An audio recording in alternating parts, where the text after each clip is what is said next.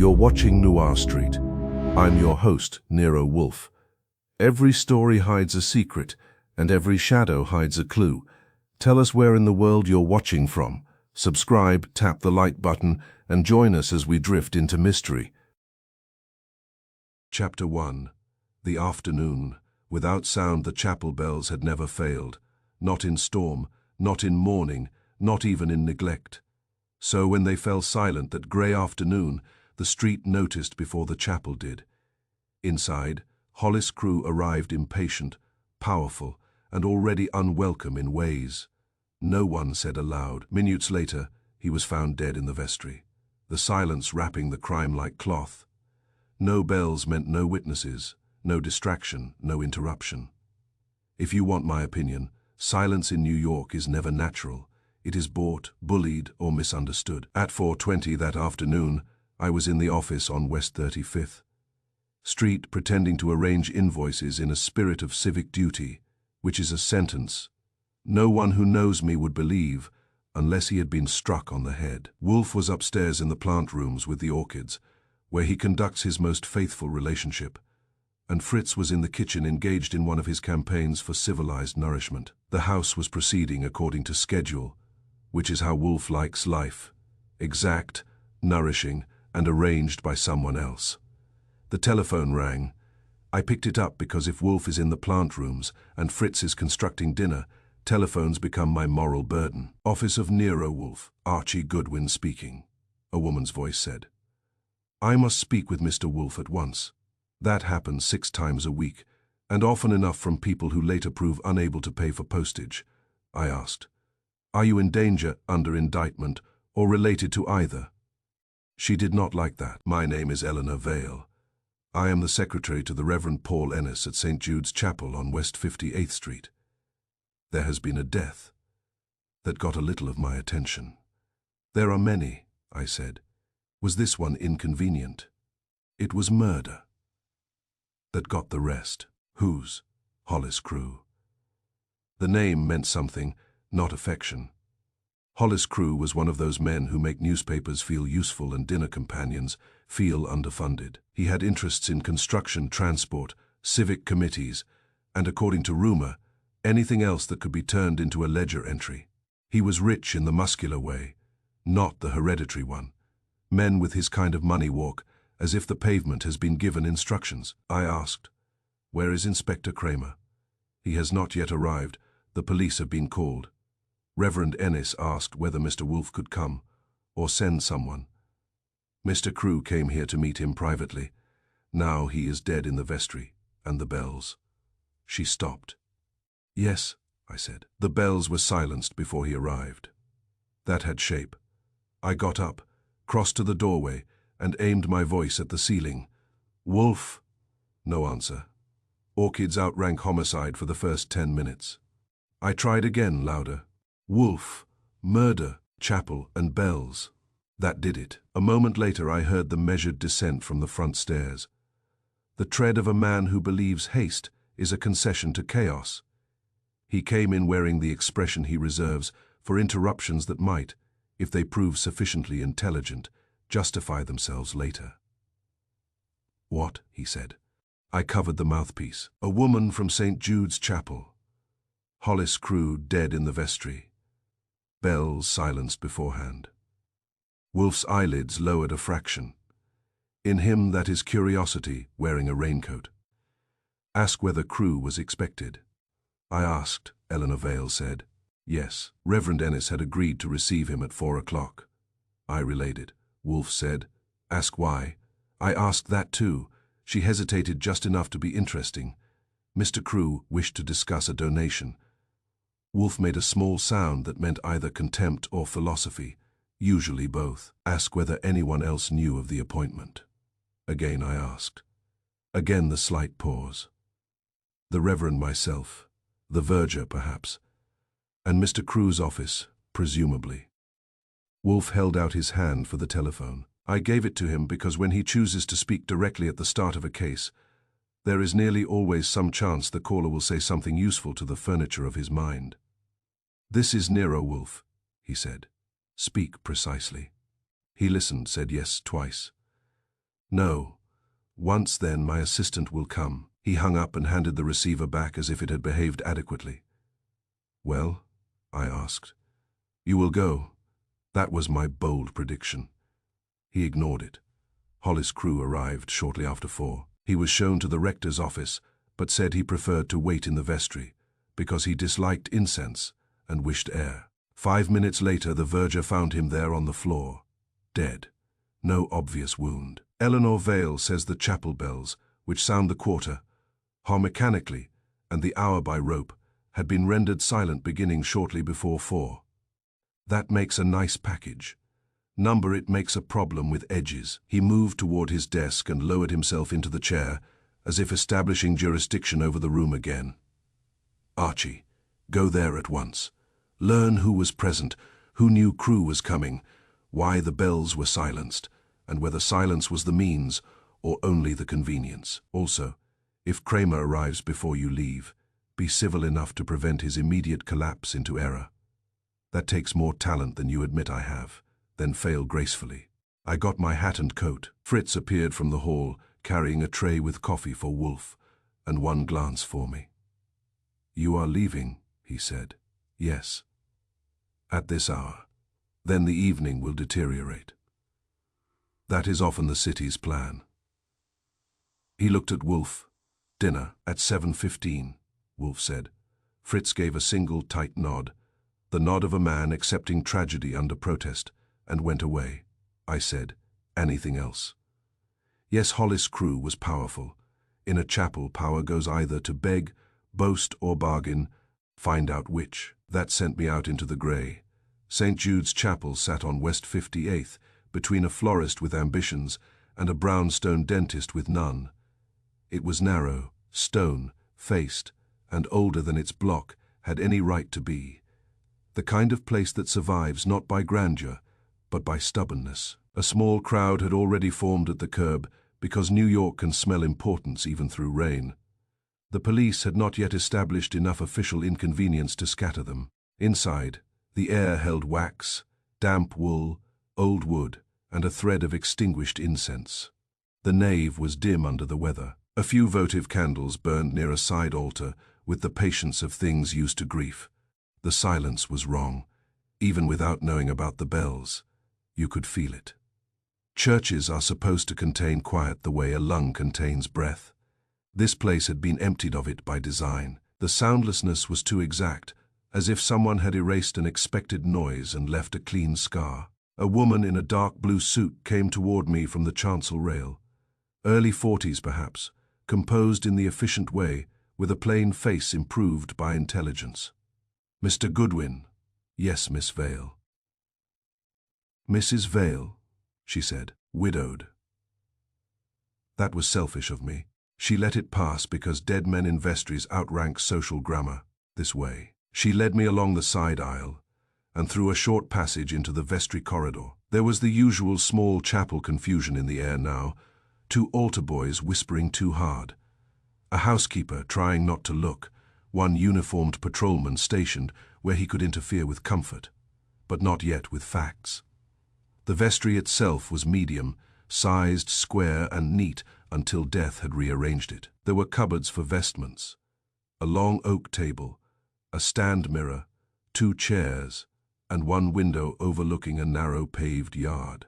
Hollis' crew lay on the worn carpet near the table, broad in the shoulders, expensive in the clothes, and final in the face. He was around 55, with heavy silver at the temples and the thick hands of a man who had once done actual work and afterward preferred ownership.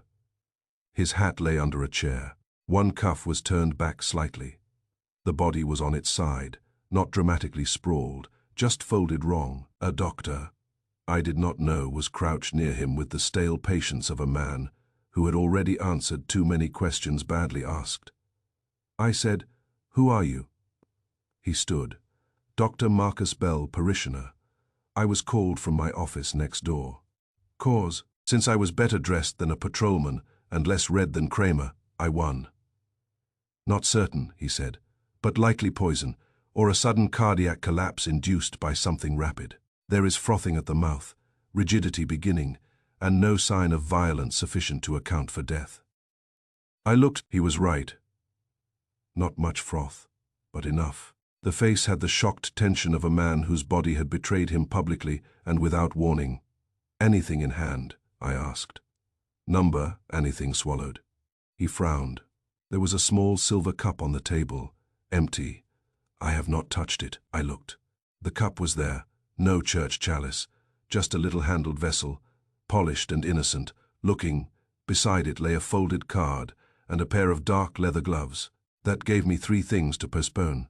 I turned to Eleanor Vale. "Where is Reverend Ennis?"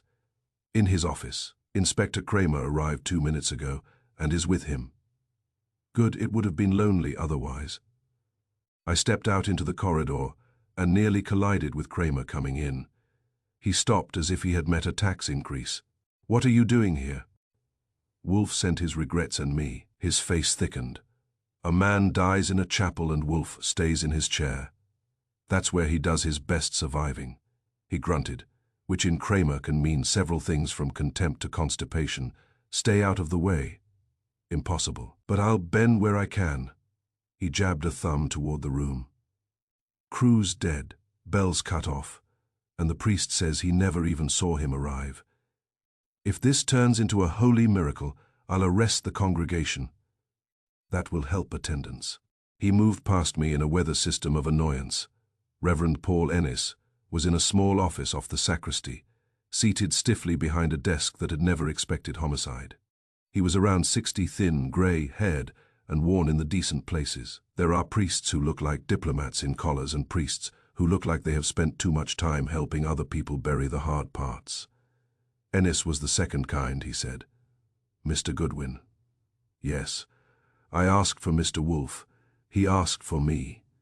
That almost earned a smile, but not enough. "I had agreed to see Mr. Crewe at 4, Ennis said. "I was delayed with a parish woman who had come about her son."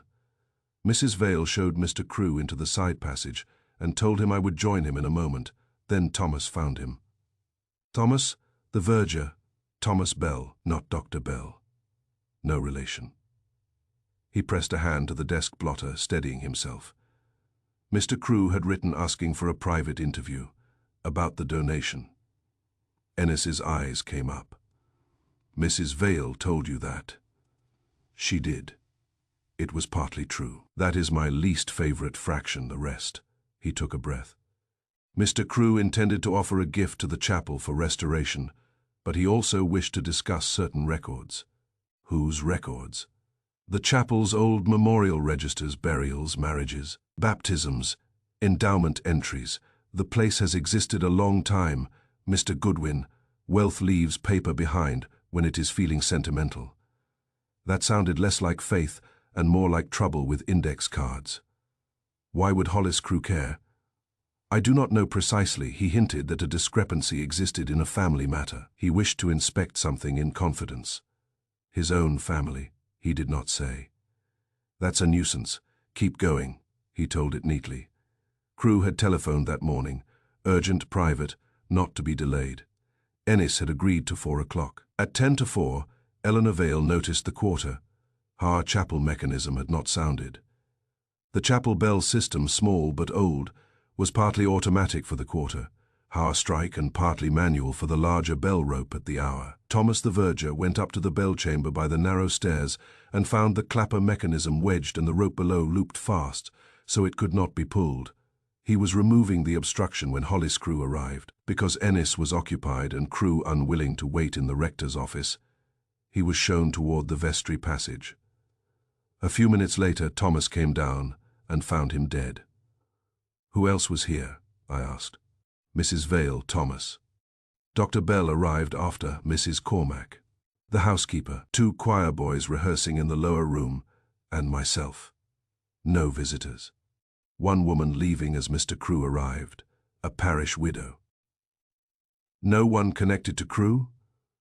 Not to my knowledge. I left him and found Thomas Bell in the lower passage near the bell stair, a broad man with red hands and the expression of somebody who has been blamed for weather before.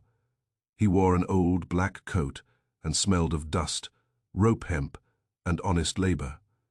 "You're the verger." Yes, sir. You found the bell trouble? Yes, sir. Show me. He did. The stair to the bell chamber was steep and narrow enough to make piety seem athletic. Halfway up, he said, the quarter bell's little hammer was jammed with a wedge of folded leather. Clean job. And down below, the rope for the main bell had been looped around the cleat and knotted so it would hold fast unless someone looked. He sounded personally offended, which was promising. At the top, he showed me the small wedge himself. Kramer had not yet taken it, because Kramer's sense of sequence often arrives late. It was a strip of dark leather folded twice, shoved into the striking arm so the mechanism could not complete its arc. Efficient, quick, and not accidental. Who could get up here? I asked. Thomas spread his hands. Anion, who knew the stair. It's not locked. That's careless. It's a chapel, sir. Exactly, crime loves manners. He did not know who had been up there last. He had heard nothing, naturally, because the point of disabling bells is not merely silence, but the silence around whatever else happens while they ought to be sounding. Back below, I had the first of my 3 postponed items examined.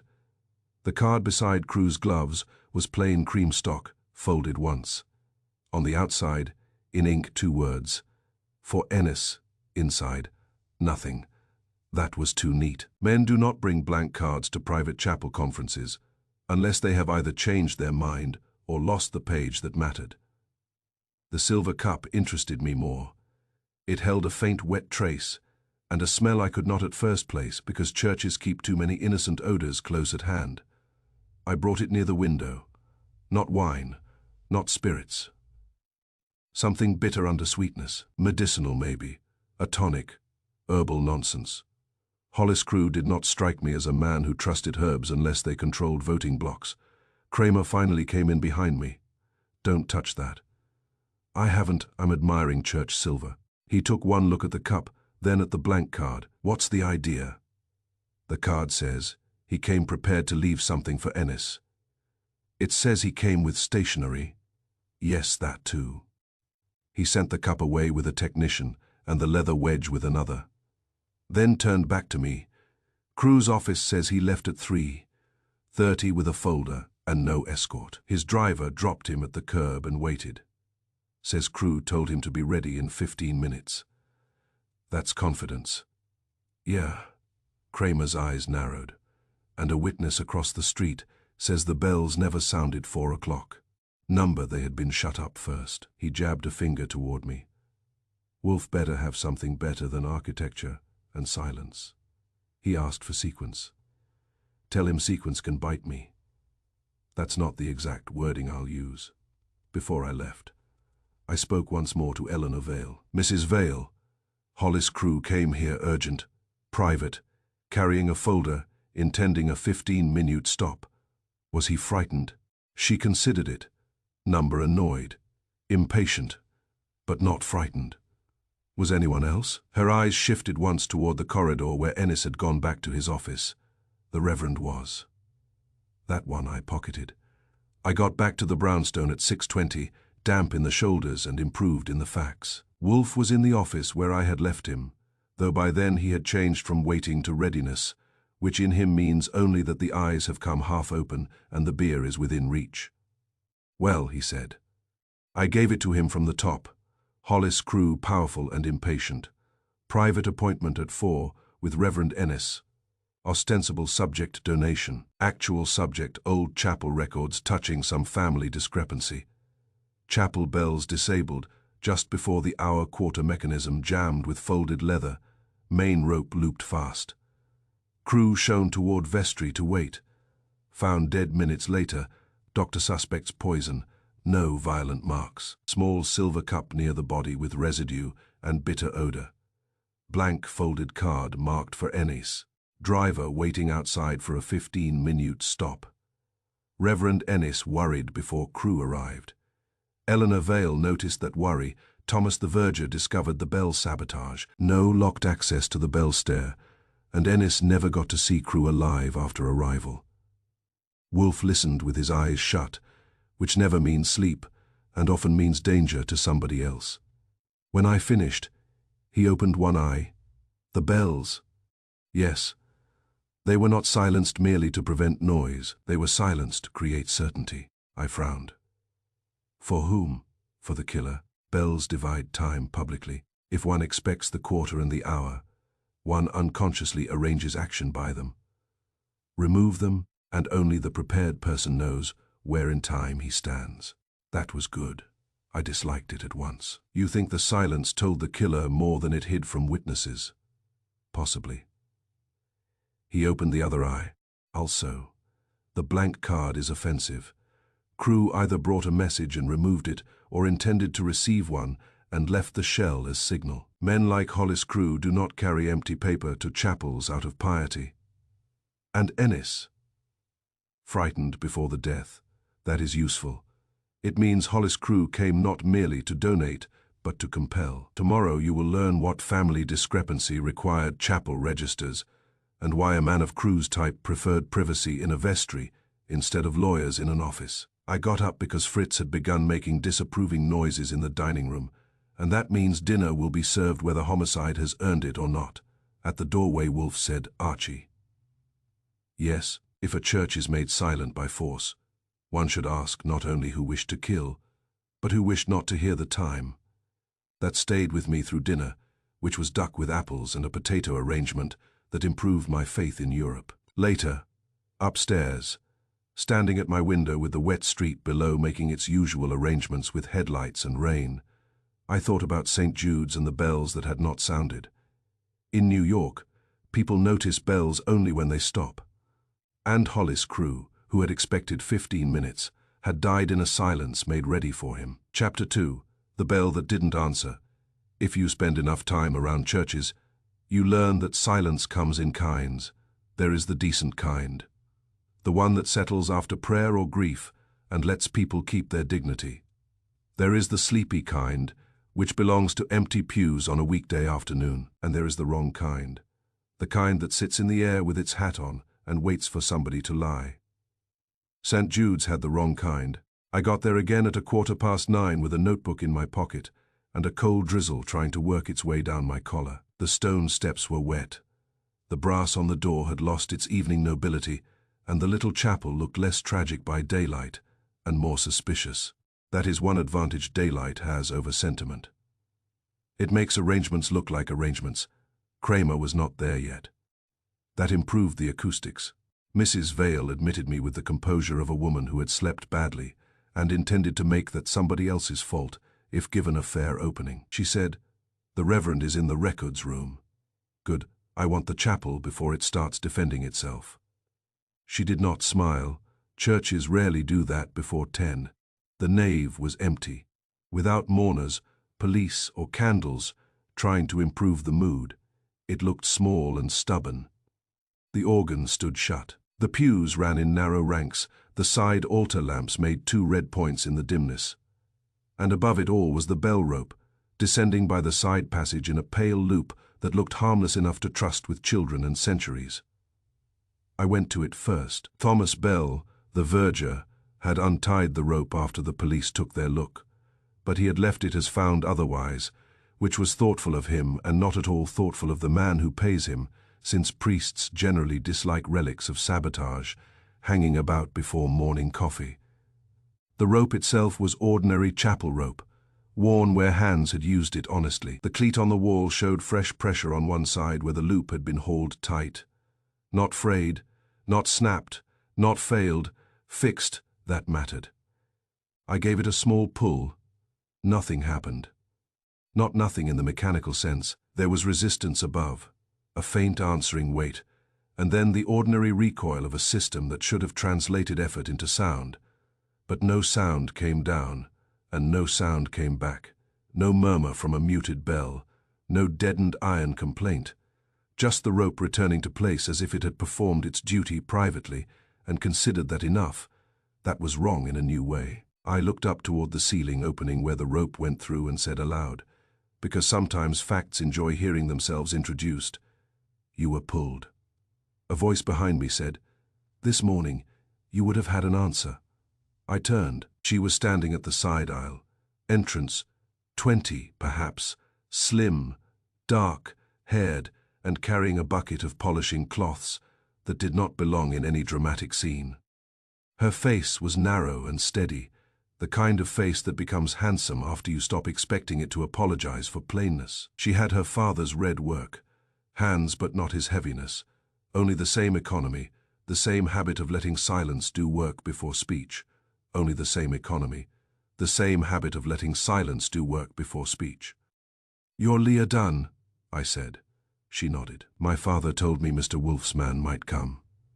That is one of my lower titles, but it will do, you know the bells. I know when they behave. Then start there." She set the bucket down and came nearer the rope, not touching it, just looking at it with the offended intimacy people reserve for machinery that has betrayed family honor. "The quarter hammer was working at noon," she said.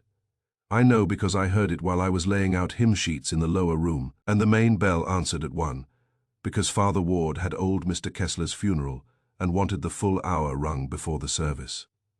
"Father Ward?" She looked at me. "Reverend Ward. Sorry I grew up here." That was interesting because yesterday the priest had introduced himself as Paul Ennis. I stored it and let it wait. Chapels, like families, often have more names than they use in polite company. "You checked the mechanism yourself?" I asked. "Number, but I heard it. And my father checked the chamber after the funeral because the quarter strike has been sticky in damp weather. He said it was sound then. Yet by 4, no sound." "Yes." "Who had access upstairs?" "Anyon, who knew the stair." That's becoming a civic theme. She did not mind the joke enough to notice it. People think church bells are mysterious. They aren't. Their weight and timing. If you know where to wedge and what to tie, you can silence them in under a minute. That was good. I liked her already. "Show me." She did. We climbed to the bell stair again, and this time I had someone who loved the apparatus enough to be angry on its behalf. In the chamber, she pointed out the striking arm, the wheel, the little pinned lever that released the quarter hammer, and the notch where the folded leather had been forced. "At first glance," she said, "the mechanism looks intact. That's the trick. If you break something, anyone can see it. If you stop the motion at the point of answer, the system still thinks it has spoken." That was nearly elegant. "And the main bell." She indicated the guide eye above. "The rope doesn't fail if you pull it. It just wastes the pull if the bell tongue is held off, center, or if the line is secured too high. Whoever did it yesterday knew enough not to damage anything. They wanted silence, not repair bills." "Your father teach you all this?" "Yes." "He teach anybody else?" That gave her pause. "A little boys who helped at Easter. 1 or 2 men from the neighborhood when we had the tower repainted last summer. Reverend Ward knows the basics. So does Mrs. Vale. Hollis Crew didn't." "Did you know Crew?" "Only by face. Men like that don't belong to chapels except on plaques." That one had merit. Back below, I found Reverend Ward in the records room, which lay behind the rector's office and smelled of dust, paste, and old paper trying to outlive relevance. He was in his shirt sleeves, which improved him. Clerical collars often make men seem either wiser or more defensive than they are. In shirt sleeves, he looked like what he was, tired, careful, and not built for Hollis Crew. "You returned early." "Mr. Goodwin." "Yes, I wanted daylight on your silence." He accepted that without pleasure. "You spoke to Leah." "I did." "She says the system worked at noon and 1. "Yes." Then between 1 and 4 someone arranged stillness. His fingers tightened once on the ledger he had been pretending to consult. "So it seems." That answer was too modest. I sat across from him. "Reverend Ward," I said, and watched him. There it was again, the minute hardening before acceptance. "My legal name is Paul Ward Ennis," he said. "I use Ennis in formal matters. Ward was my mother's family name. The chapel uses both depending on habit.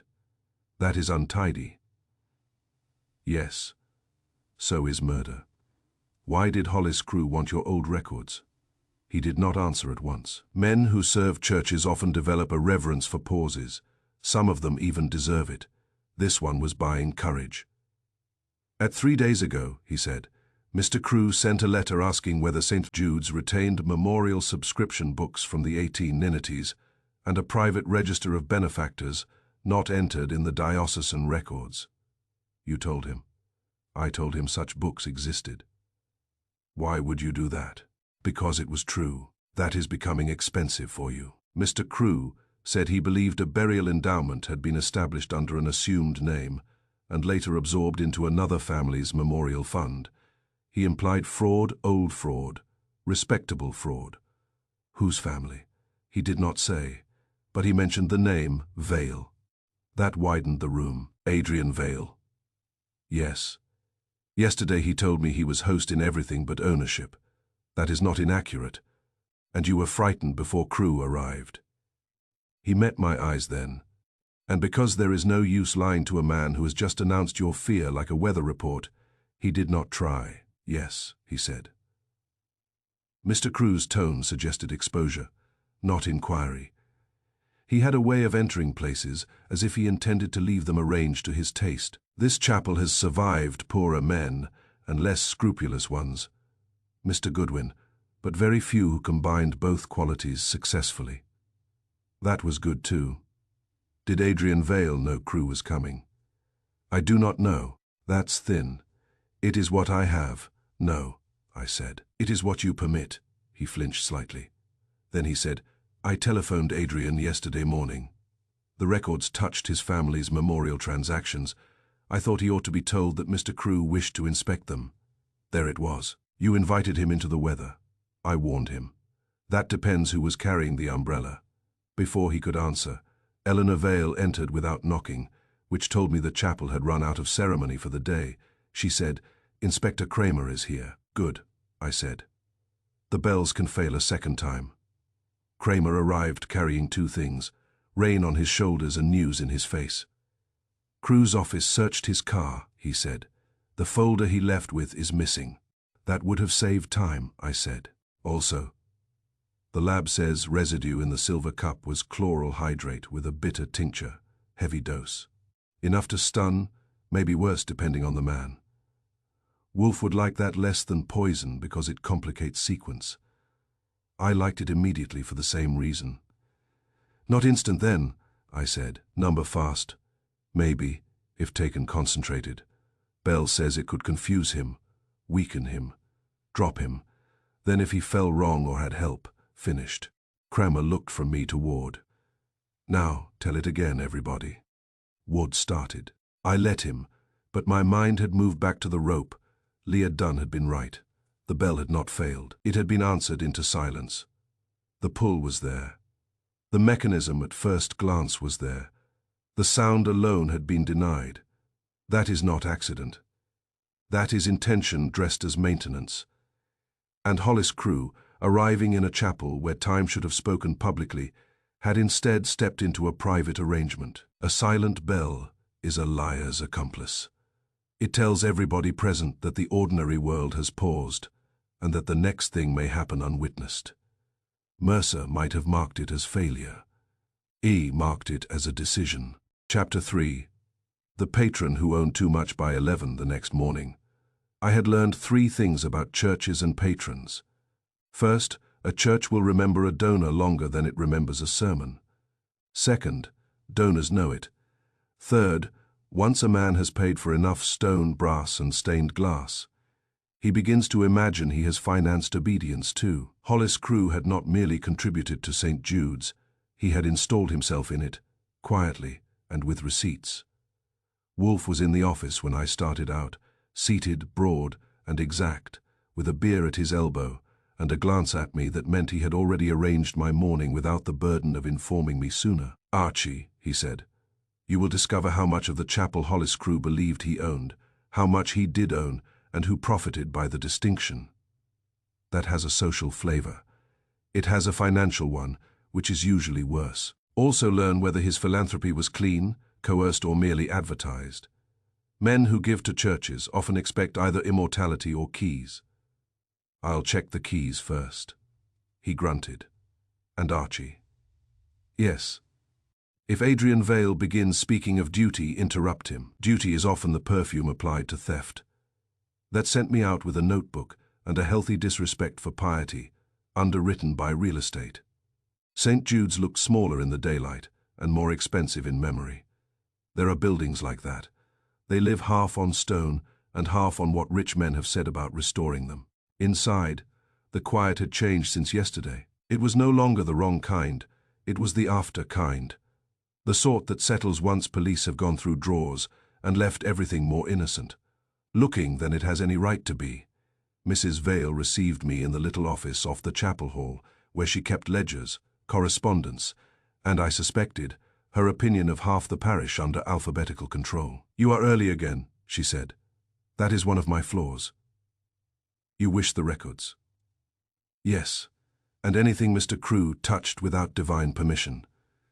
She stood a second, deciding whether to protect the dead from accounting. Then she opened a cabinet and took out 3 ledger books, a file box, and a folder tied with green ribbon.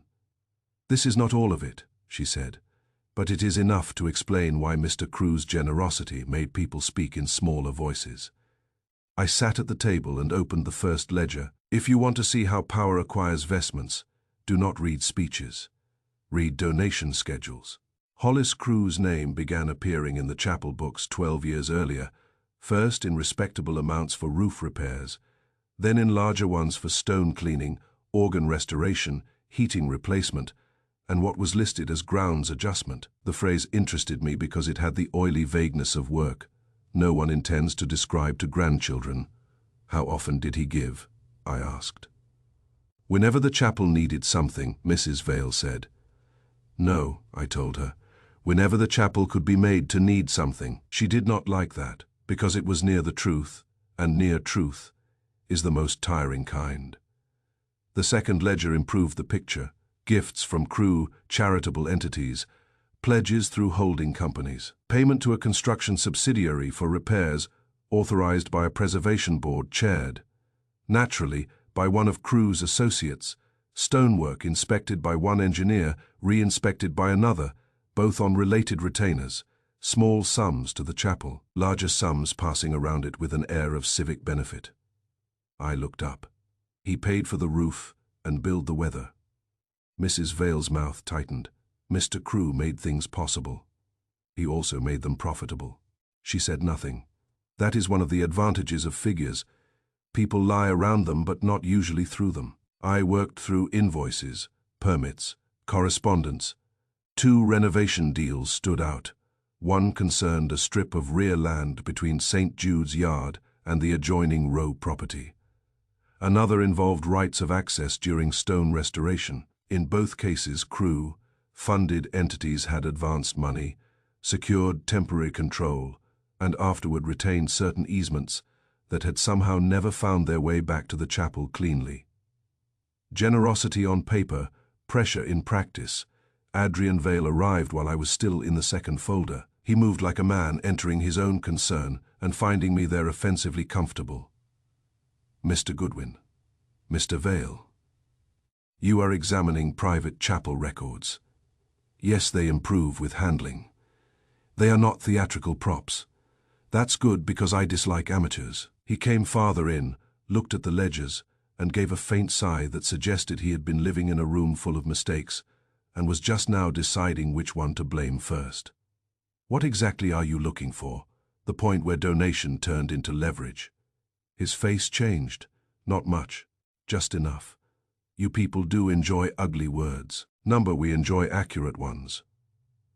Mrs. Vale busied herself with paper at the far desk in the way secretaries do when they want to hear every syllable without becoming scenery in it.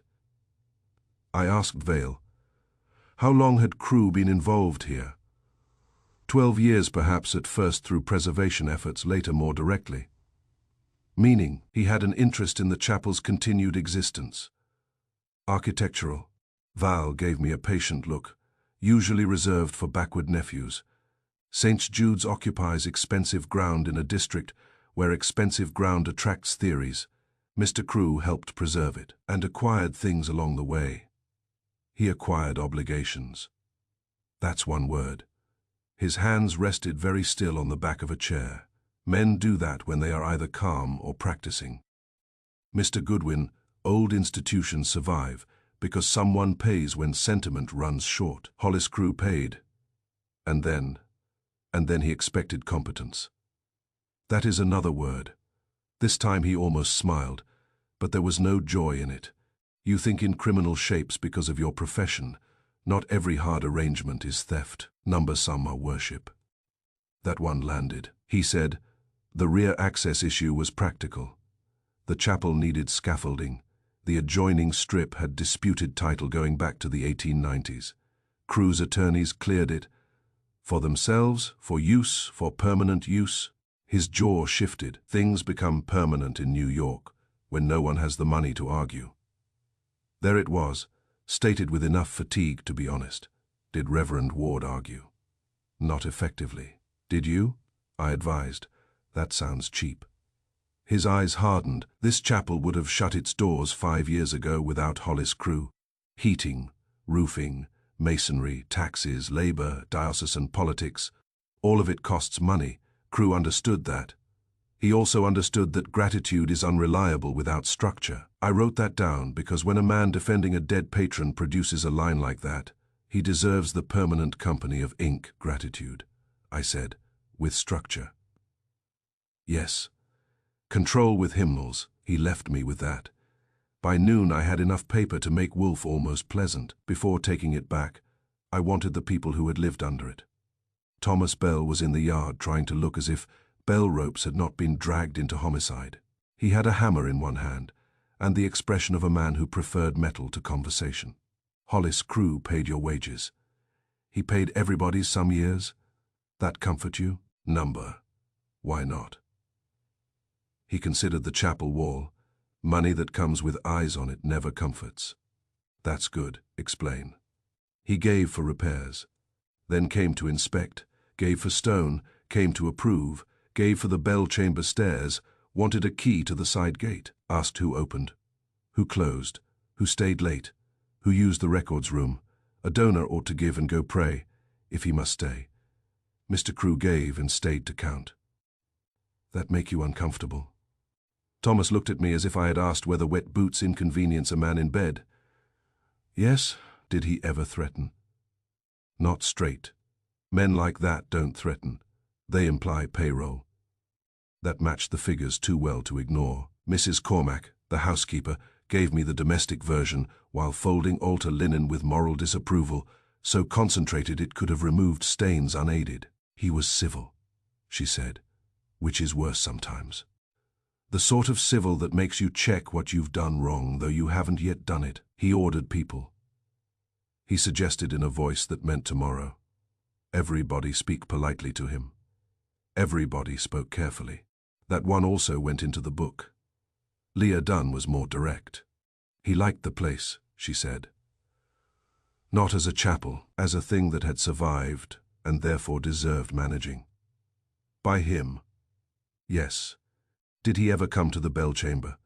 Once asked how often it needed maintenance, asked whether the quarter strike could be disabled without damage during roof work. Father was offended for a week. That made me stop writing for a second. When? Last autumn, during the pointing repairs. And Thomas remembered. Yes, he said, bells are like people. If a rich man asks how to shut them up politely, you remember. That was not proof, but it was the right breed of fact. I found Reverend Ward in the side room where priests keep tea, compassion, and paperwork they wish were the same thing. He looked older than yesterday. Murder does that to a man when the victim has spent years helping fund his roof. Hollis Crewe owned too much of this place, I said. Wood closed his eyes once briefly. He believed he did. Difference. One is legal, the other is atmospheric. I liked him better for that. Were you under pressure from him? Yes. About the records. About many things, staffing, repairs. Use of the side buildings, a proposed memorial annex I refused. The disposition of a rear easement. He thought that because he had rescued St. Jude's financially, he had also acquired moral title to its choices. Had he? Numbered. Did he think so yesterday? Yes. That answer came quick enough to bruise. He came to force something, I said. Wood nodded. He believed one of the old memorial endowments masked a transfer of land rights between the Vale family and a burial trust, later regularized in a way that benefited later trustees. He thought Adrian Vale knew more than he admitted. He also believed I possessed a private notebook from an earlier rector that might clarify the discrepancy. Did you? Wood hesitated. Reverend. Yes. Did Crew know you had it?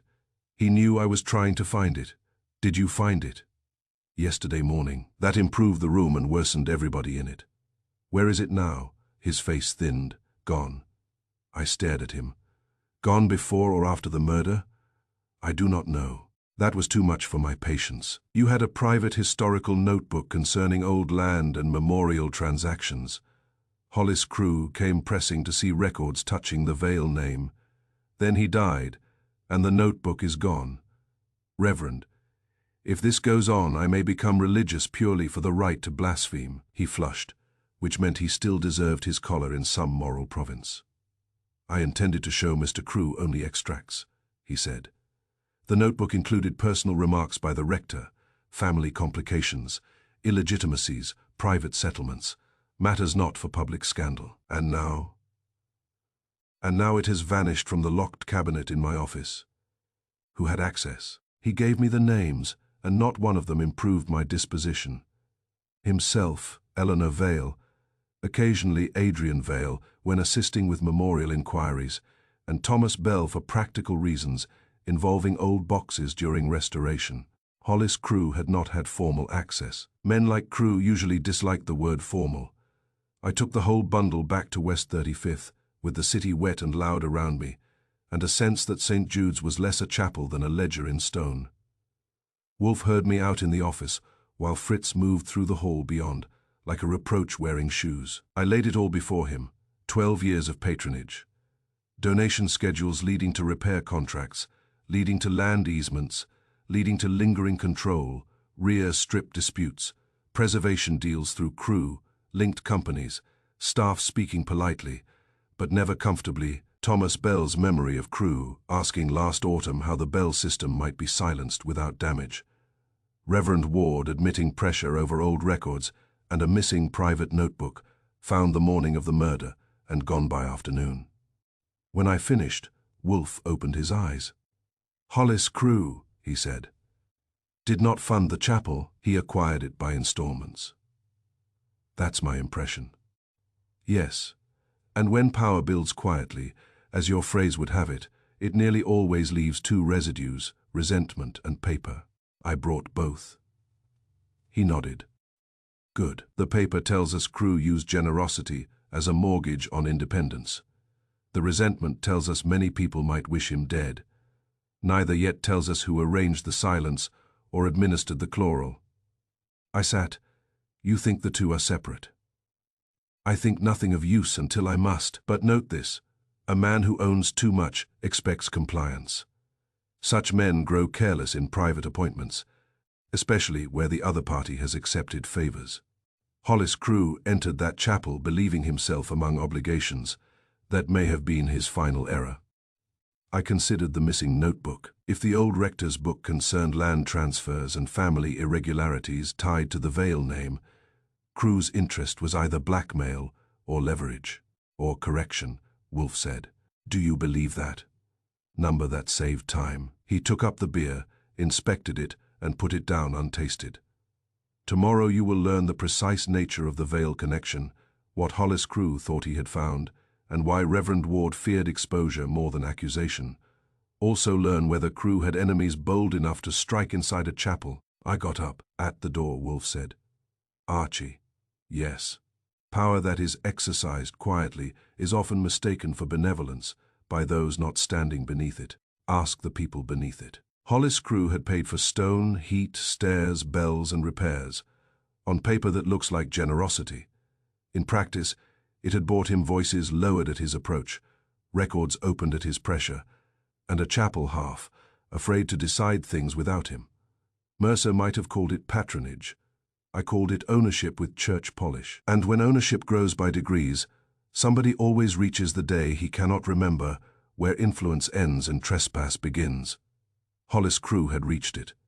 The only question left was who had been waiting on the other side of the line. Chapter 4.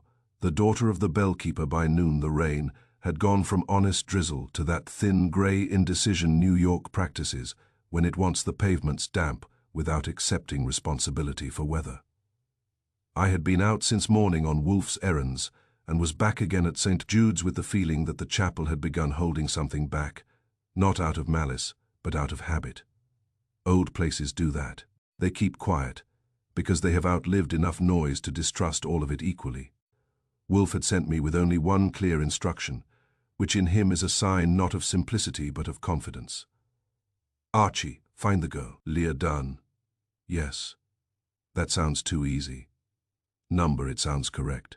People who care for machinery often notice crime earlier than people who care for souls. Souls generalize. Machinery resists. So I went after Leah Dunn, daughter of the late bellkeeper, temporary custodian of rope, lever, timing, and, if Wolfe was right, a part of the truth not yet translated into words. I found her in the lower vestry room, sorting hymn sheets into narrow piles with a speed and neatness that suggested discipline learned young and learned under instruction. She did not start when I came in. She only looked up, saw who it was, and finished the stack in her hand before speaking. Mr. Goodwin, Miss Dunn. That's how investigations improve. She put the sheets down. In the daylight she looked younger than she had on the stair, and more tired, not weak, tired. The other kind, the kind people get when they have accepted duties, before they have properly accepted the grief that delivered them. You've been talking to everybody, she said. Yes, most of them deserve it. And now I want the bells. That almost brought the beginning of a smile. Not because she was pleased, but because it relieved her. People are grateful when you ask the one question they have been carrying around, waiting for the rest of the world to catch up to. She led me up the narrow stair again, ahead of me this time, moving without caution because the place belonged to her feet.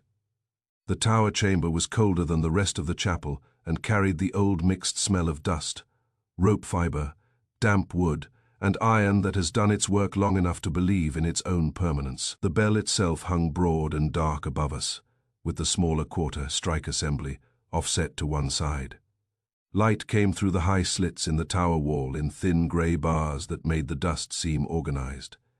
Leah Dunn stood beneath the bell and looked up, not dramatically, not prayerfully either. She looked at it the way another person might look at a witness who had not yet chosen to cooperate.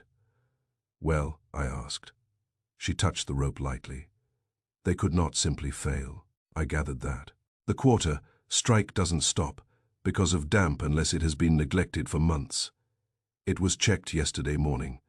The main rope doesn't go mute unless it frays, snaps, or is secured off. Center. Father kept it better than people think, better than the chapel deserved sometimes. Your father, I said. Tell me. She did not answer at once. She crossed to the small maintenance shelf under the stair, opening where oil, cloth, spare pins, leather strips, and old tools were kept in disciplined little rows. She lifted a folded rag, put it down again, then said, He had this tower 30 years. Name, Elias Dunn. I should have asked sooner. It wouldn't have changed his being dead. That had a clean edge. How did he die? She looked up at the bell again. They said his heart failed. They. The doctor. Reverend Ward, everybody who likes easy endings. When, in November, here, Thomas Bell first, then Reverend Ward. Annie inquiry. A little, not much. He was 63, had a bad chest in winter, and climbed too many stairs for a man who spent his life arguing with iron. That was enough for everyone. Enough for you. Number that sat between us and improved the air. Why not?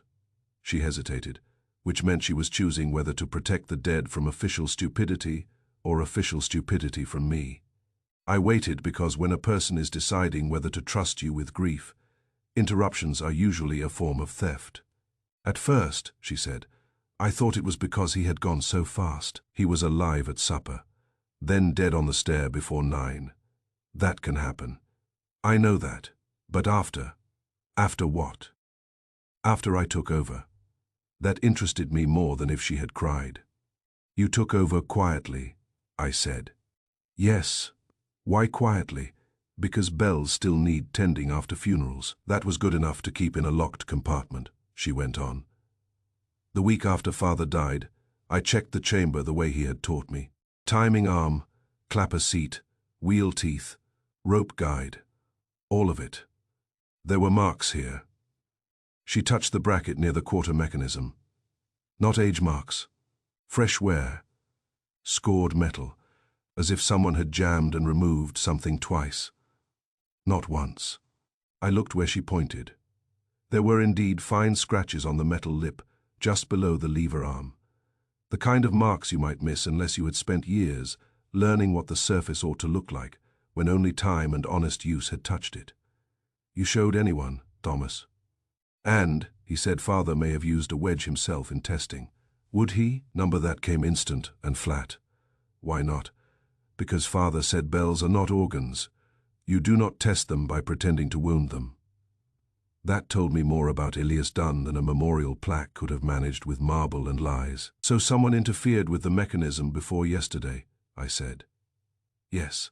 And you think your father found it? Yes. And then died? Yes.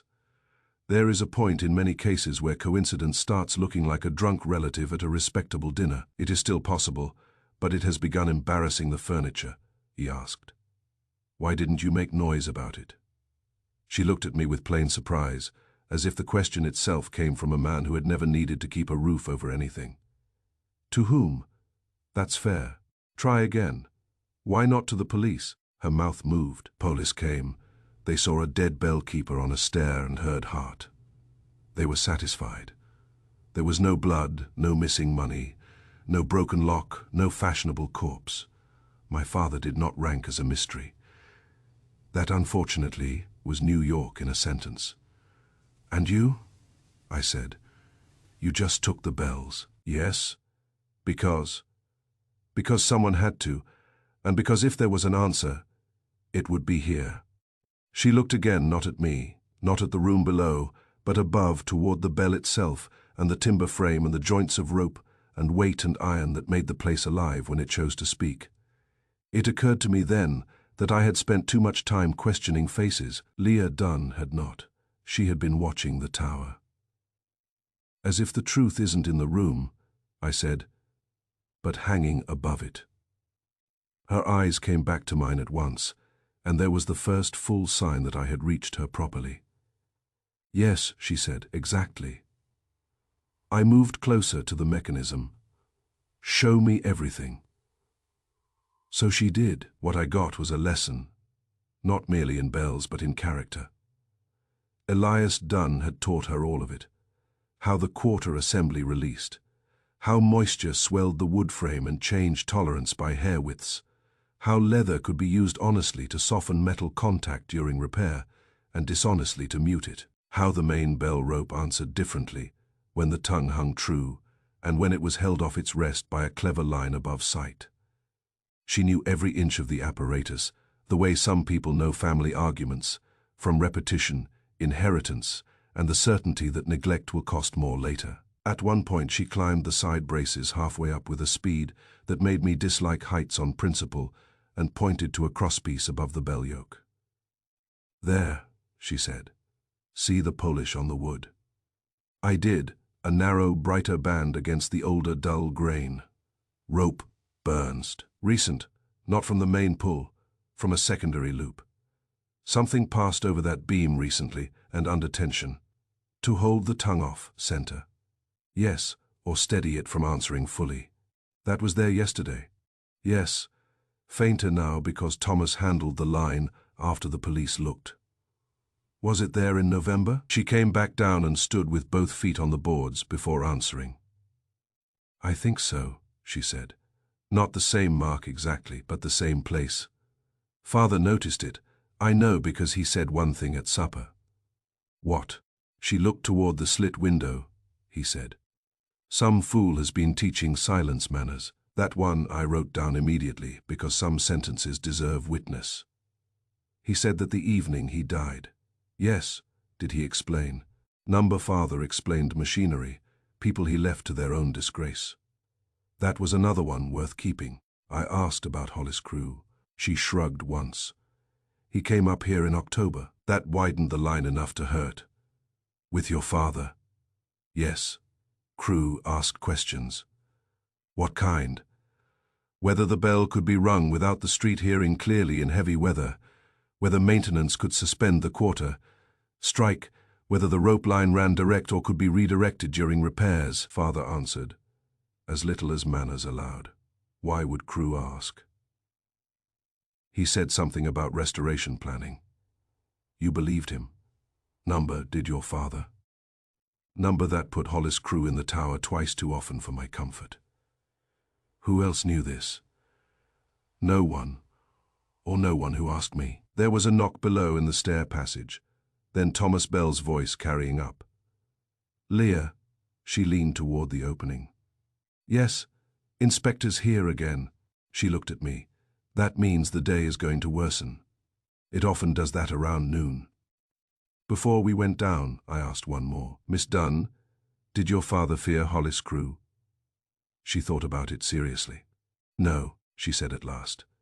But he disliked him in the careful way working men dislike rich men, who ask practical questions about things that ought not concern them. Down below, Kramer had arrived with wet hat, wet temper, and something else.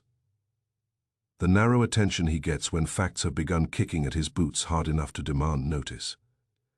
He looked from Leah to me and did not bother disguising his irritation. You taking depositions from the Bell family now? Yes, I said. They're more informative than millionaires. He ignored me and looked at Leah. Your Dunn's daughter, yes, tell it. She did, and she did it better for him than most people manage for police.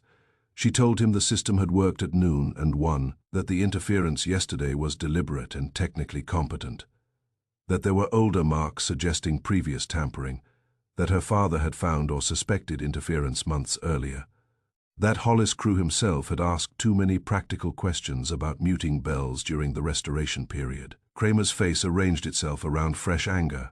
Why the hell wasn't I told this yesterday?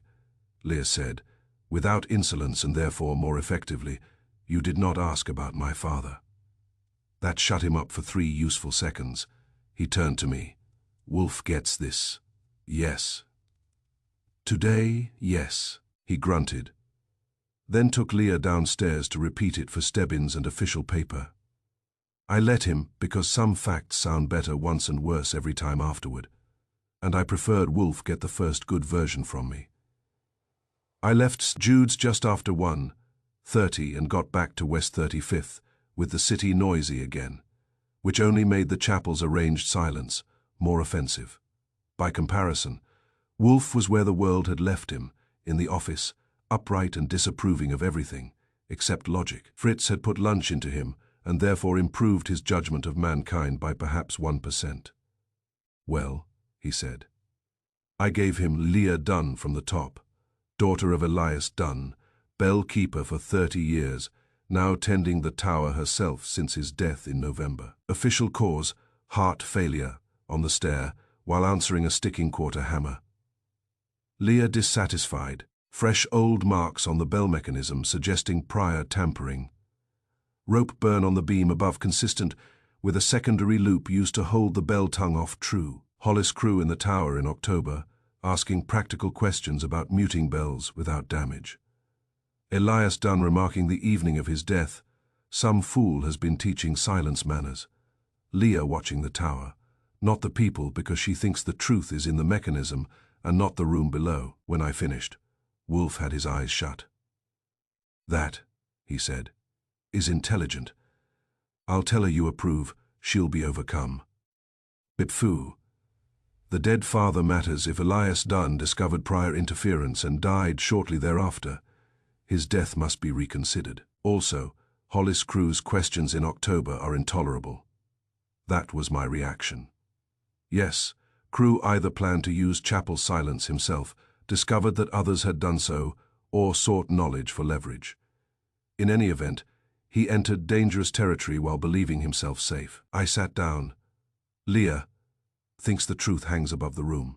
Yes, because machinery is less vain than people, it leaves marks without editing them. That sounds like a sermon. It is an instruction. He opened his eyes. Archie, Elias Dunn may have been the first victim. That improved nothing. You think he was killed. I think his death may have been accepted too cheaply. A man with a weak heart may still be helped toward death. If he discovered tampering useful to Hollis' crew or to crew's enemies, he became inconvenient. Inconvenient men on stairs often fall into official simplicity. Then what now?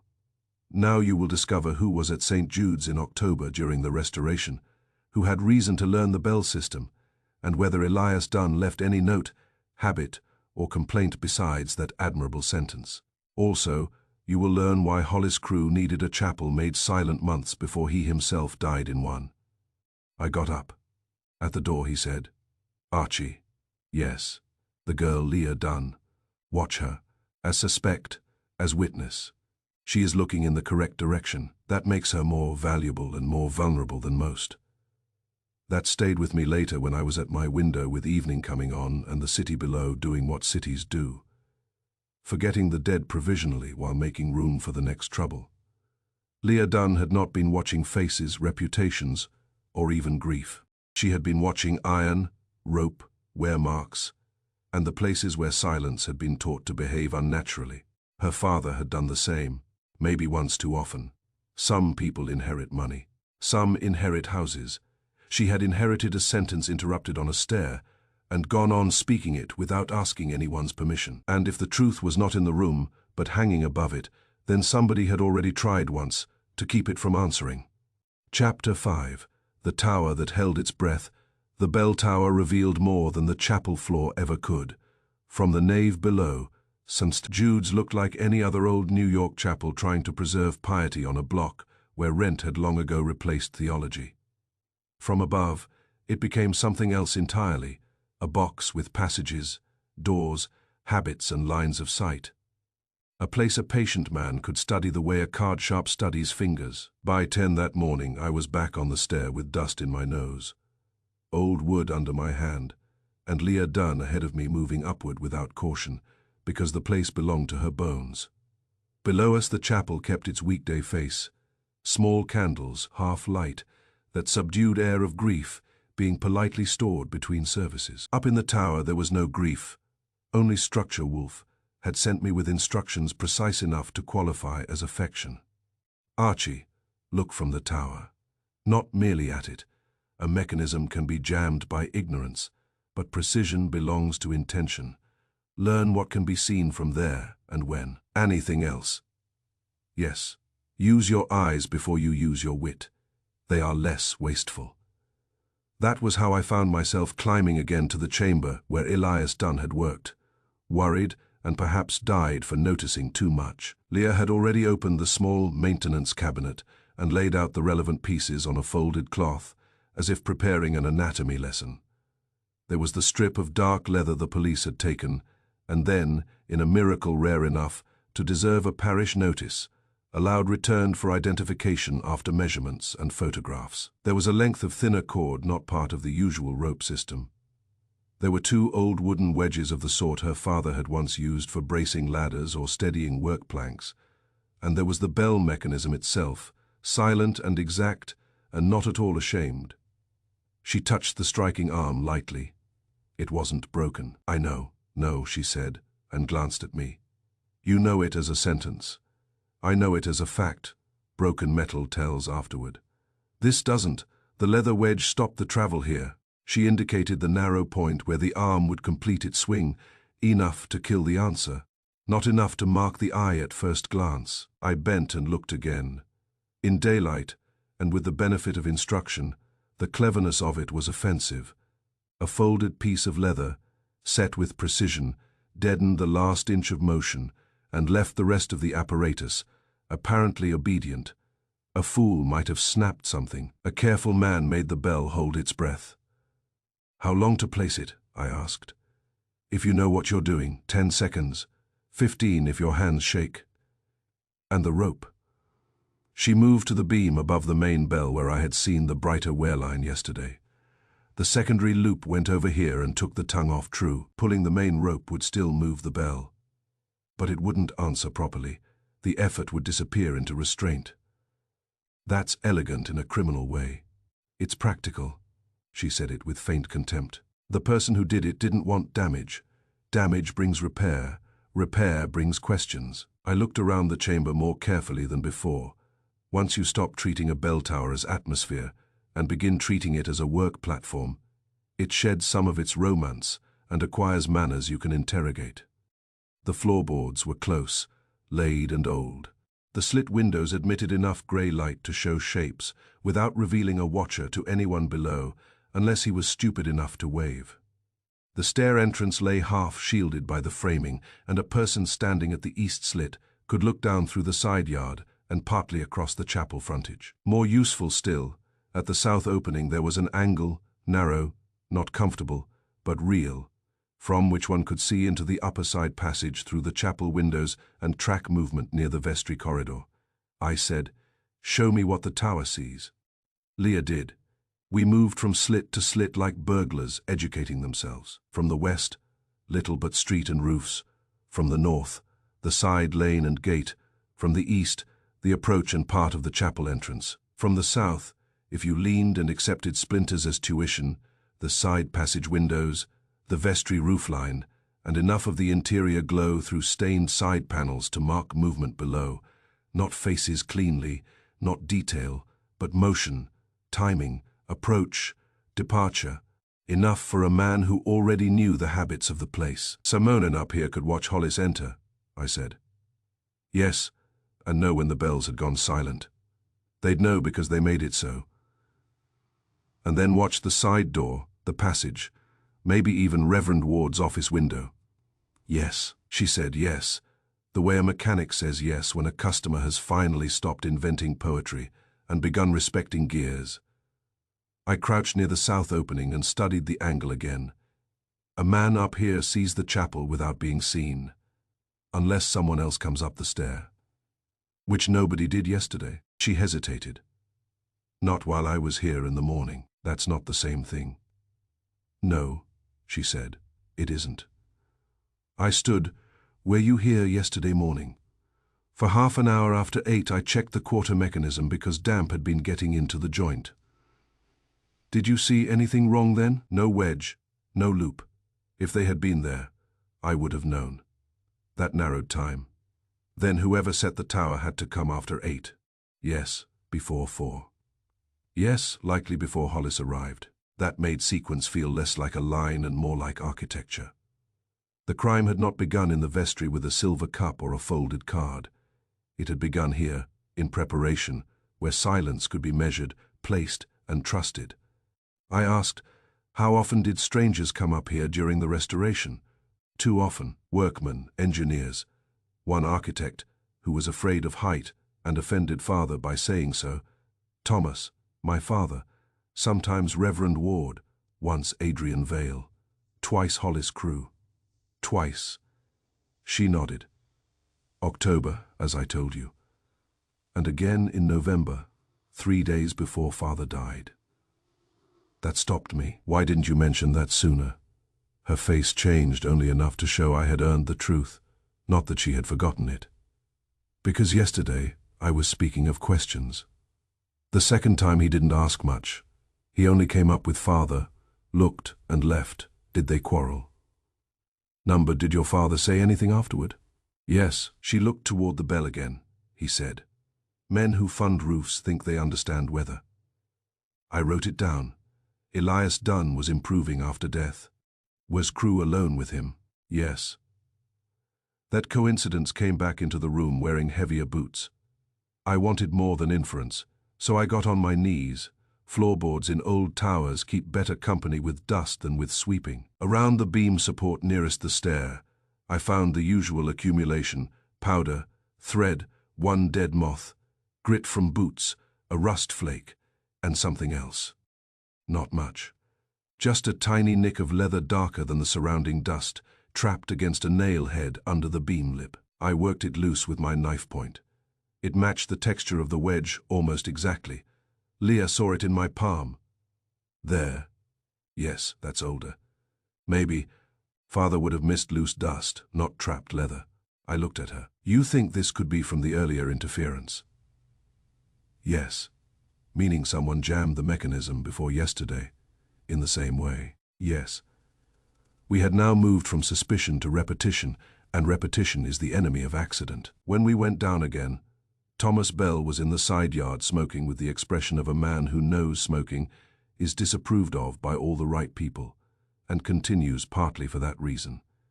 I showed him the leather nick. He grunted. Looks like the same sort.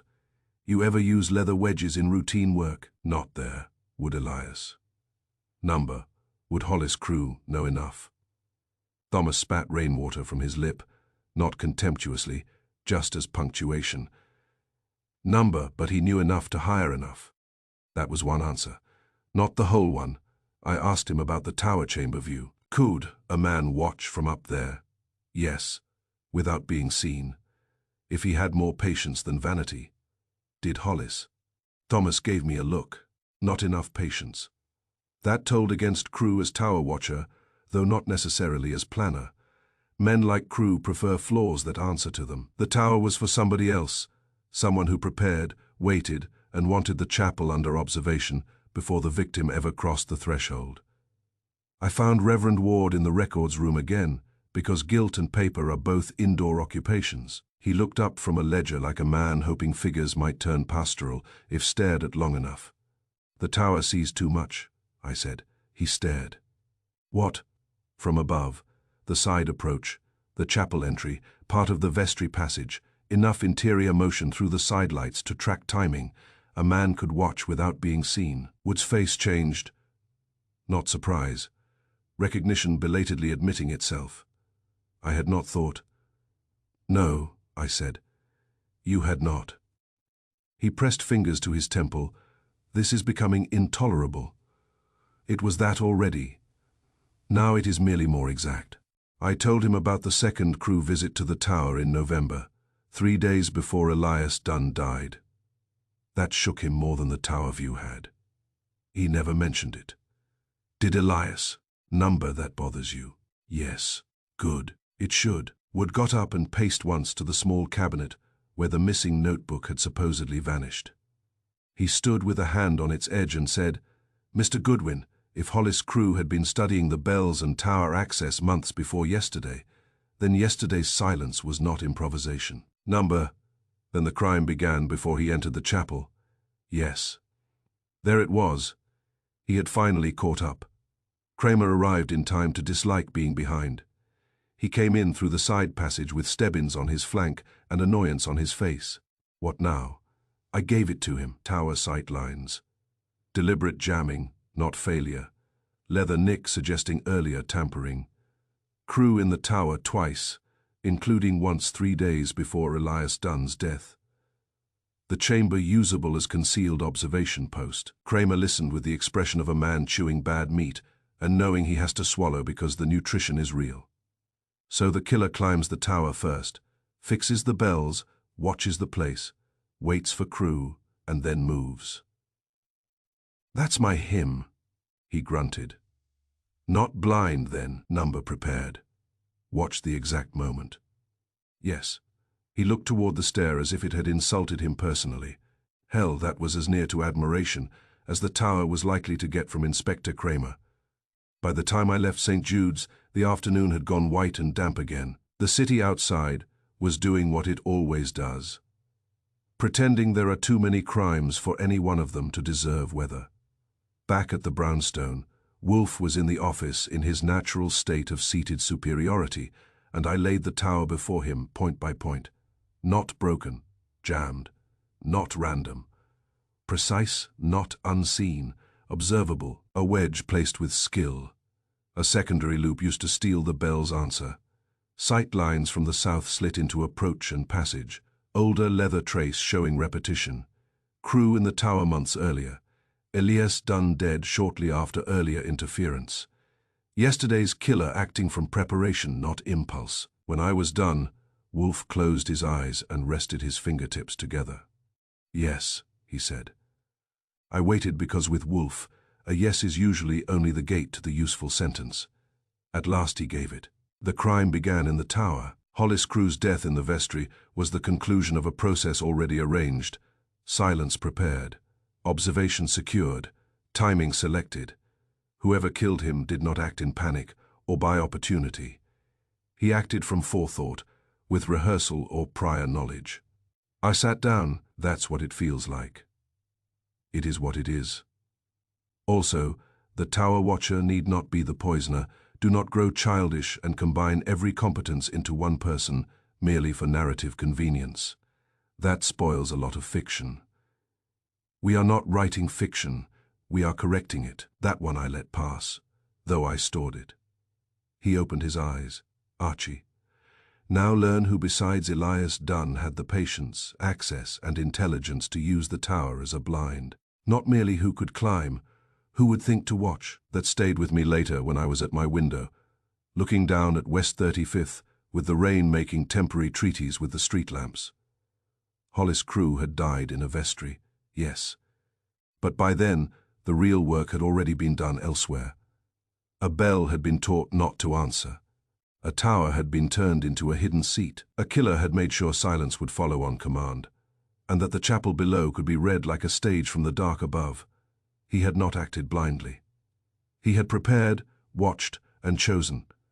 And once you know that, you stop asking who struck first in the vestry.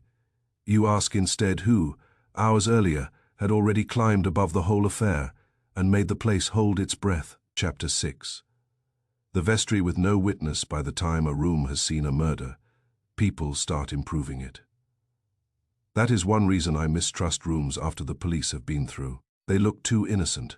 A chair stands straighter, a table becomes merely furniture again. Dust resumes its public duty. And somewhere in the middle of all that correction lies the little fact that somebody died there, because another person found the room convenient. The vestry at St. Jude's was convenient. I went back to it that afternoon because Wolfe, after hearing my tower report, had made one of his quiet remarks that sound harmless until they begin working in the mind like acid. Archie, the tower, arranged the silence. The vestry arranged the intimacy. Look at the room again, not as a scene, but as an instrument. That is Wolfe's way. He will let you spend 3 hours climbing stairs and learning rope mechanics, and then send you back to the carpet because the carpet may still know more than the bell. So I went. St. Jude's was emptier than before. A weekday chapel after lunch has the look of a place that has finished its visible labor and gone inward. The nave held only 2 old women in separate pews, each praying with the determined privacy of someone who does not care what God thinks of company. Mrs. Vale was in the office writing letters that no doubt began in this difficult hour and meant please continue giving money. Thomas Bell was in the side yard with a ladder and a grievance. Reverend Ward was out, which improved the circulation. Kramer had left Stebbins on the premises because Kramer, when a case begins growing brains, likes at least one policeman, where he can later claim foresight.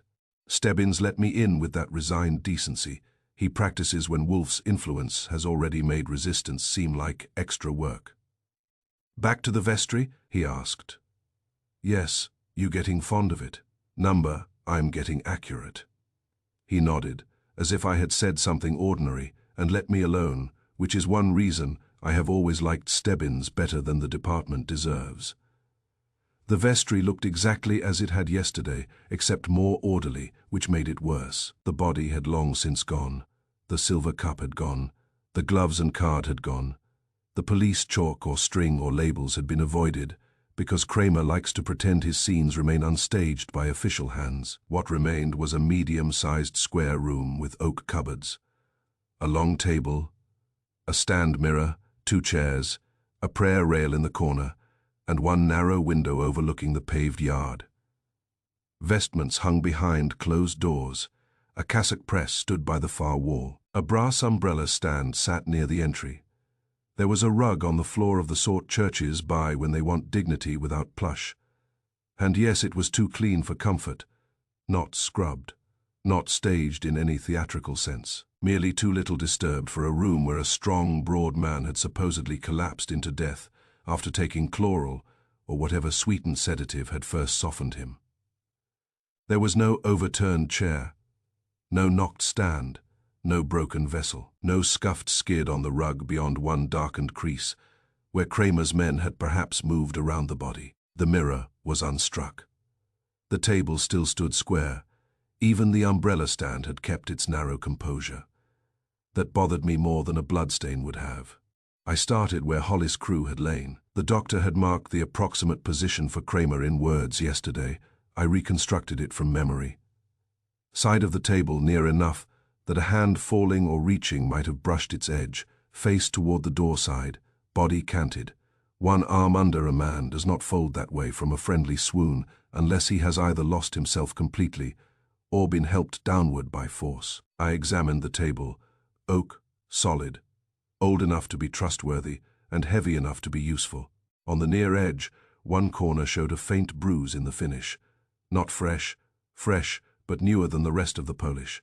The sort of mark a metal edge or hard object might make if set down sharply or struck against it. Not much. Enough. I crouched and checked the rug again. One flattened patch, almost nothing, just left of where the body's shoulder had been. The nap there had been pressed in a narrow line as if by something long and heavy briefly laid or dropped. Again, not much enough. That is how rooms talk when they prefer not to gossip. Mrs. Cormack came in while I was at it, carrying folded linen and the permanent expression of a woman who has spent her life correcting male carelessness, and now found murder trying to pass as one more domestic inconvenience. "You'll wear out the carpet," she said. "It deserves witness. It deserves sweeping." That too. Tell me, was anything in here moved before the police came? She thought about that. Mrs. Cormack did not answer fast, merely to make conversation lighter.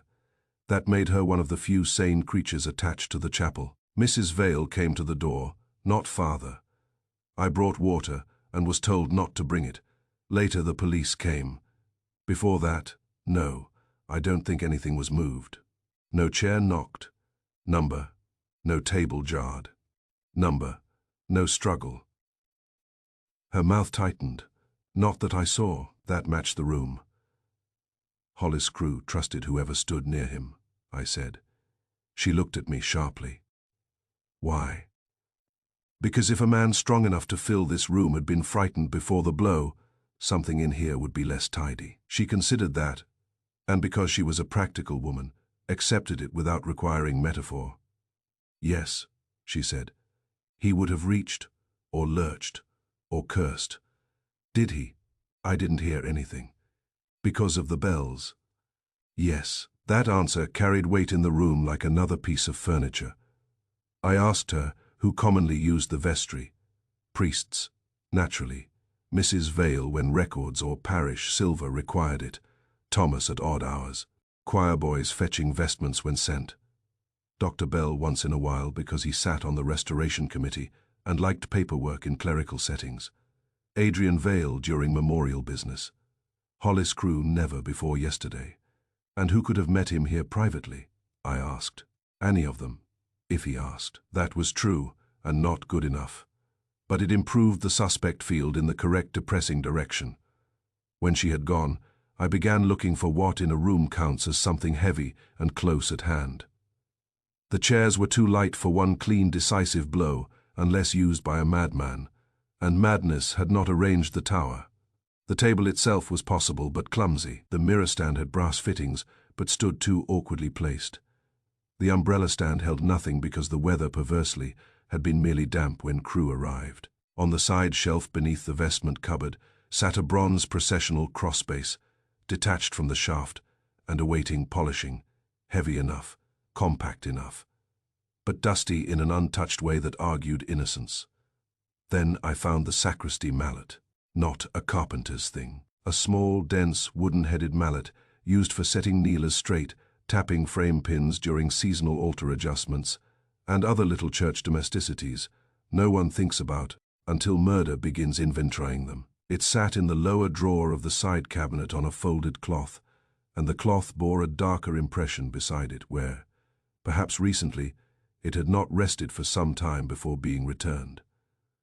I picked it up. Ash handle, lead-weighted hardwood head, old and smooth from years of pious maintenance. If you wanted to strike a man once, decisively, at close range, in a vestry where noise must be kept obedient, you could do worse, only by using a hymn book. Stebbins appeared in the doorway while I was turning it over. What's that? A sermon in wood. He came in, took one look, and his expression changed to the useful kind of seriousness. You think? I think Hollis' crew was not merely drugged. He shut the door and stepped nearer, I said. Look at the room. No struggle. No overturned furniture. No reach. If chloral softened him first, fine, but not enough to explain everything. He had to be finished, or dropped, by something sudden after he trusted someone near him. This would do. Stebbins took the mallet from me carefully and examined the head. There was no visible blood. That didn't matter.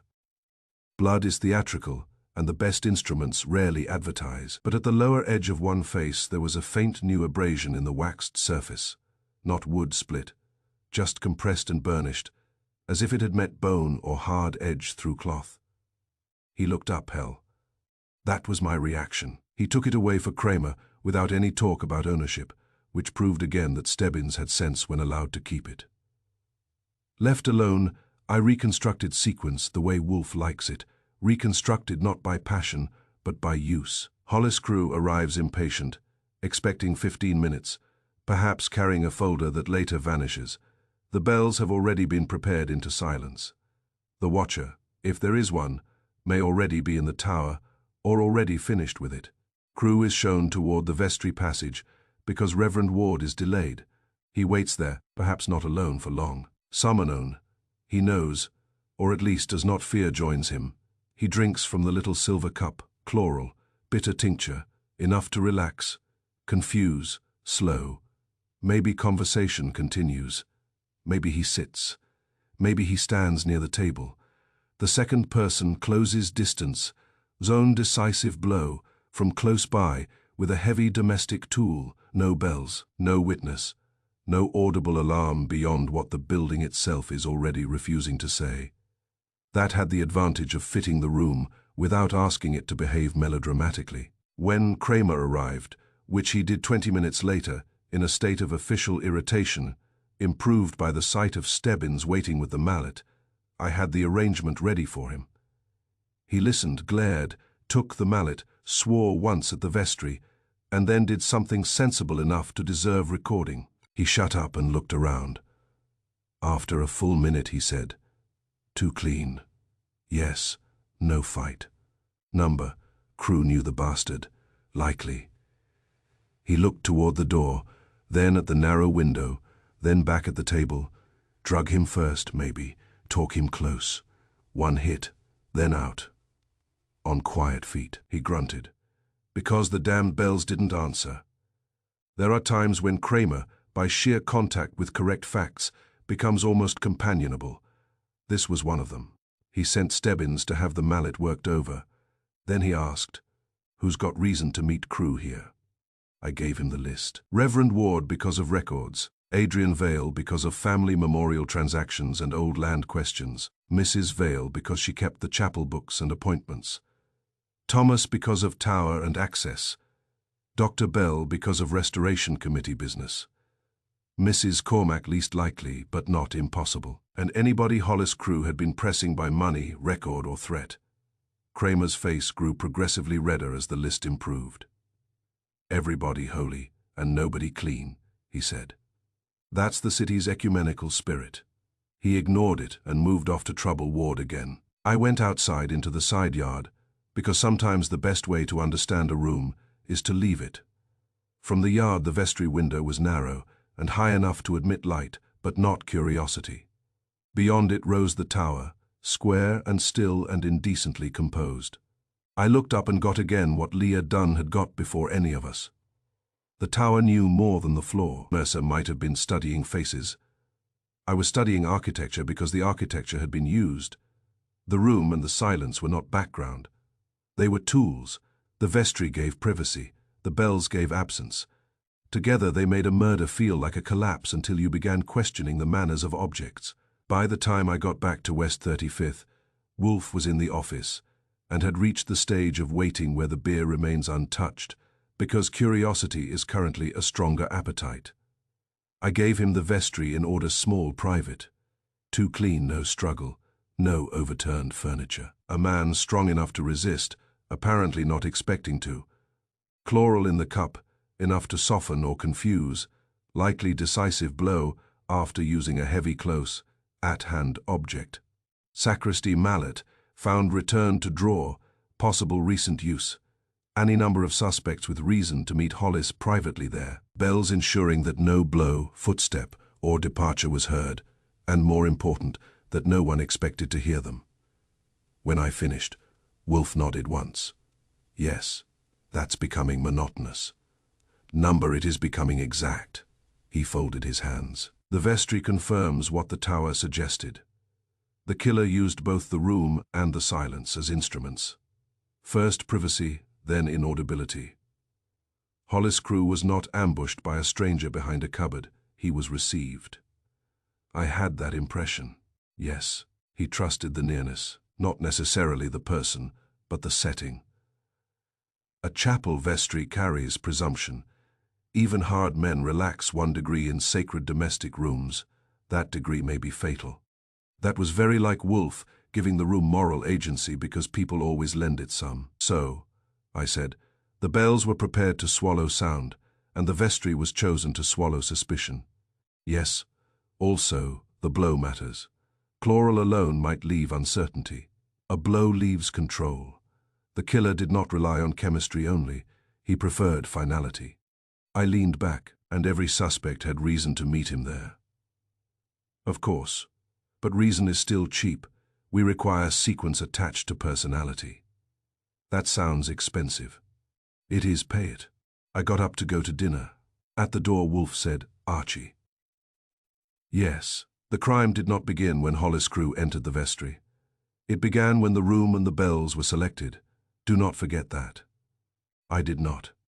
Later, at my window again, with the city below smelling of wet stone and gasoline and the million small brutalities that keep it modern, I thought about the vestry. Not large, not dramatic. A room of cupboards, linen, brass, and orderly church work. The kind of place where a man might stand near another man without raising alarm. The kind of place where one blow, properly timed, could be disguised by respectability and silence. The killer had not merely used a weapon, he had used the room. And before that, he had used the bells. That meant Hollis' crew, for all his money and practice at pressure, had died inside someone else's arrangement from the moment he crossed the chapel threshold. Chapter 7. The Reverend's careful words, clergymen, are like bankers in one respect that deserves wider notice. The good ones know that words, once released, are rarely recovered at full value. The bad ones know it too, but use the fact for different purposes. Reverend Paul Ward Ennis was not a bad man that would have simplified the case and improved nobody. He was a careful one, which is often more troublesome, because careful men can tell the truth in such measured portions that you leave the room nourished and still malnourished. Wolfe sent me back to St. Jude's with instructions short enough to be ominous. Archie, the priest. That narrows the field to one. Good. Narrowing is useful. Reverend Ward is balancing truth against consequence. Tip the scale. With tact. With whatever is cheaper. That put me on West 58th at 10:30, with the weather still unable to decide whether to rain or simply look threatening, and the city behaving in the usual way, which is to say as though murder in a chapel were regrettable mainly for traffic. St. Jude's was open, though it had the pinched look buildings get when scandal has been inside too recently. A woman was lighting a candle near the side altar with the concentrated privacy of one who wished to negotiate directly with heaven and exclude all clergy from the process. Thomas Bell was in the yard, mending something that had deserved better timing. Mrs. Vale was nowhere in sight, which meant she was probably writing letters that cost the truth a little each time they were folded. I found Reverend Ward in the records room again, because frightened men return to paper the way sailors return to ropes. He was standing by the filing cabinet with a sheaf of old memorial transcripts in his hand, reading none of them and thinking too much. He looked up when I came in and managed a faint smile that had no more strength in it than parish tea. Mr. Goodwin, yes, you are persistent. Number your trouble is. He let the papers down onto the table and sat, slowly, as if economy of motion might somehow reduce the total burden of the morning. I took the chair opposite and did not soften it for him, because Wolfe had been right. The reverend was not hiding facts for sport. He was rationing them because he knew each one had consequences and did not trust the world with the full serving. That is admirable in spiritual direction and poison in homicide. I said, "Yesterday you told me Hollis Crew had been pressing the chapel over old records tied to the Vale name and some buried endowment dispute." "Yes, that was the polished version. I want the ugly one." He folded his hands. "I am not sure there is an ugly one. Then you haven't read enough church history." That almost earned a flicker from him, almost. Hollis Crew believed, he said carefully, that St. Jude stood on a chain of properties, not all perfectly joined in law. The chapel building itself is clear. The dispute concerns the rear strip, the burial annex rights, and an old memorial trust established in 1894 and amended in 1903. For whom, he hesitated, reverend. For the Vale family, or rather for a branch of it, since extinct in the legal sense, but not in the biological. That improved the room by worsening it. "You're saying there are living people tied to old land under dead names?" "Yes, and Hollis Crew had found it." "I believe so." "By which method?" "By buying competence. That one I liked enough to write down at once," he went on. "There had been inquiries over the last year. Attorneys, preservation consultants, title researchers, most of them indirect. Then Crew made them direct. He maintained that certain easements granted temporarily to facilitate restoration and access work ought now to be regularized permanently. The argument depended on old irregularities in the memorial trust. "Irregularized permanently," I said. "That is donor language for taking possession with stationery." Wood's mouth tightened, not from amusement. "He wanted signatures," I said. "Yes." "Whose?" "Mine, Mrs. Vale's as administrative witness, Adrian Vale's as family representative on one memorial matter, and eventually diocesan countersignature, though he hoped to make that a formality after the fact." That was better, almost too good. I leaned back. So Hollis Crew wasn't merely rummaging old books for family sentiment. He came with documents. Wood nodded once. "Yes. Where are they?" "I don't know." "You saw them?" "Not fully. He had a portfolio. He showed me summary sheets at a prior meeting and said the final instruments would be brought when he had corrected minor title language." "Prior meeting?" "Yes. Why didn't you mention that?" His gaze met mine and held. "Because I have been trying to understand whether silence was prudence or cowardice, which I am still deciding. That at least was honest, more honest than most. How many prior meetings? 3, one in January, one in March, one 10 days ago. And at these meetings Hollis Crew explained that by tidying old memorial law he would secure permanent control over access and adjacent rights. He explained it less crudely. "I am not crude. Reverend, I am efficient." This time he almost did smile. It vanished fast. He argued that the chapel had neither the money nor legal footing to keep certain strips and passage rights independent. He proposed an arrangement under which a Crew foundation would assume stewardship, maintenance, tax exposure, and insurance liability. In return, the chapel would retain liturgical use while relinquishing practical control. "That's not donation, that's annexation with hymnals." "Yes," he said softly, "that was my view. And Adrian Vale's, he took too long with that. That is one of the things careful men do. They do not lie immediately. They first build the chair. The lie will sit in." Adrian was concerned, he said. "The old trust touches his family's name. There were irregularities in the original settlement. Some of them embarrassing. He believed public litigation would expose matters better left buried. Illegitimacies, side settlements, diverted memorial funds, friendly land swaps." He looked at me sharply. "You already know enough. Number, I only know how old money behaves when it gets trapped in paper." "That landed because it was true," I pressed. "Did Adrian Vale want you to sign?" "He wanted delay." "That's not the same." "Number, did he want you to sign eventually?" He breathed in once through the nose. Slowly, he wanted the matter concluded without scandal. That means yes, if properly disguised. Ward looked down at the table. It may. There it was, not stated cleanly, but present enough to count.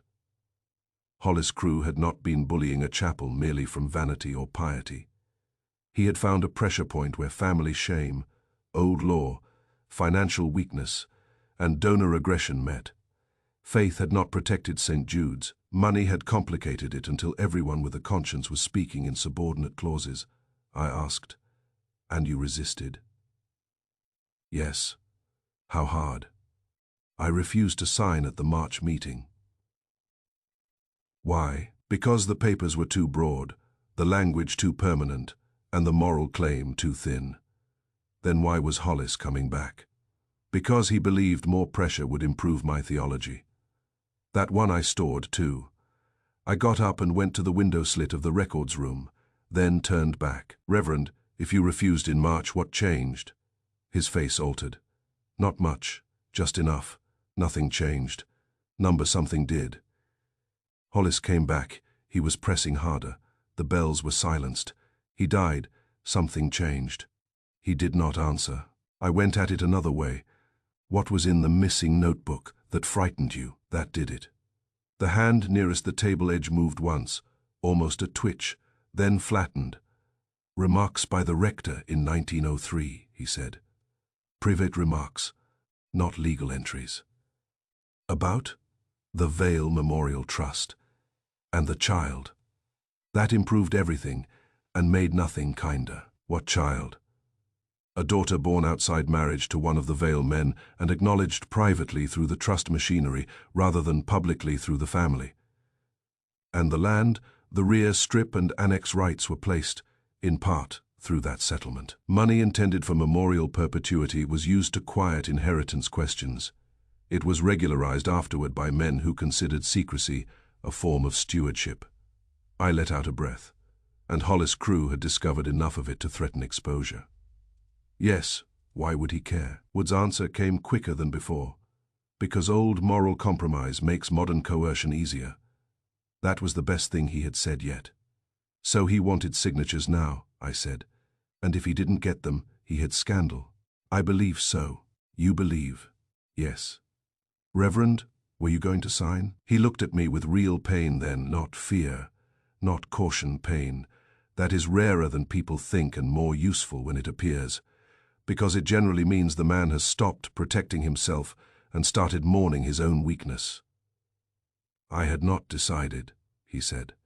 "That was the careful truth at last. You were balancing."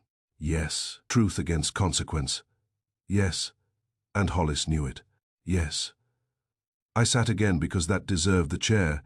He said more quietly, "Mr. Goodwin, churches are not defended by purity. They are defended by people who compromise too little, too late, and then tell themselves they were buying time for God." Hollis Crewe understood that better than many priests. It was a good line, and a dangerous one because it nearly made me sorry for him. "Did Hollis threaten you directly?" "Yes." "How?" "He said if I would not sign, he would proceed through publication and civil action. The chapel would lose either way, quietly by paper or noisily by scandal. And Adrian, he asked me to consider the human cost." That's family language for bury it. Ward closed his eyes once. "Sometimes burial is mercy." "No," I told him. "Sometimes it is storage." There was a silence then, not the tower kind, not the chapel kind, just two men in a records room with dead paper and old compromises between them. At last I asked, who else knew Hollis was bringing final papers yesterday? He opened his eyes. "Mrs. Vale knew he was coming with documents. Adrian knew. I suspect Hollis told him so himself. Thomas did not know particulars. Dr. Bell may have known there was a property issue. No one else, to my knowledge."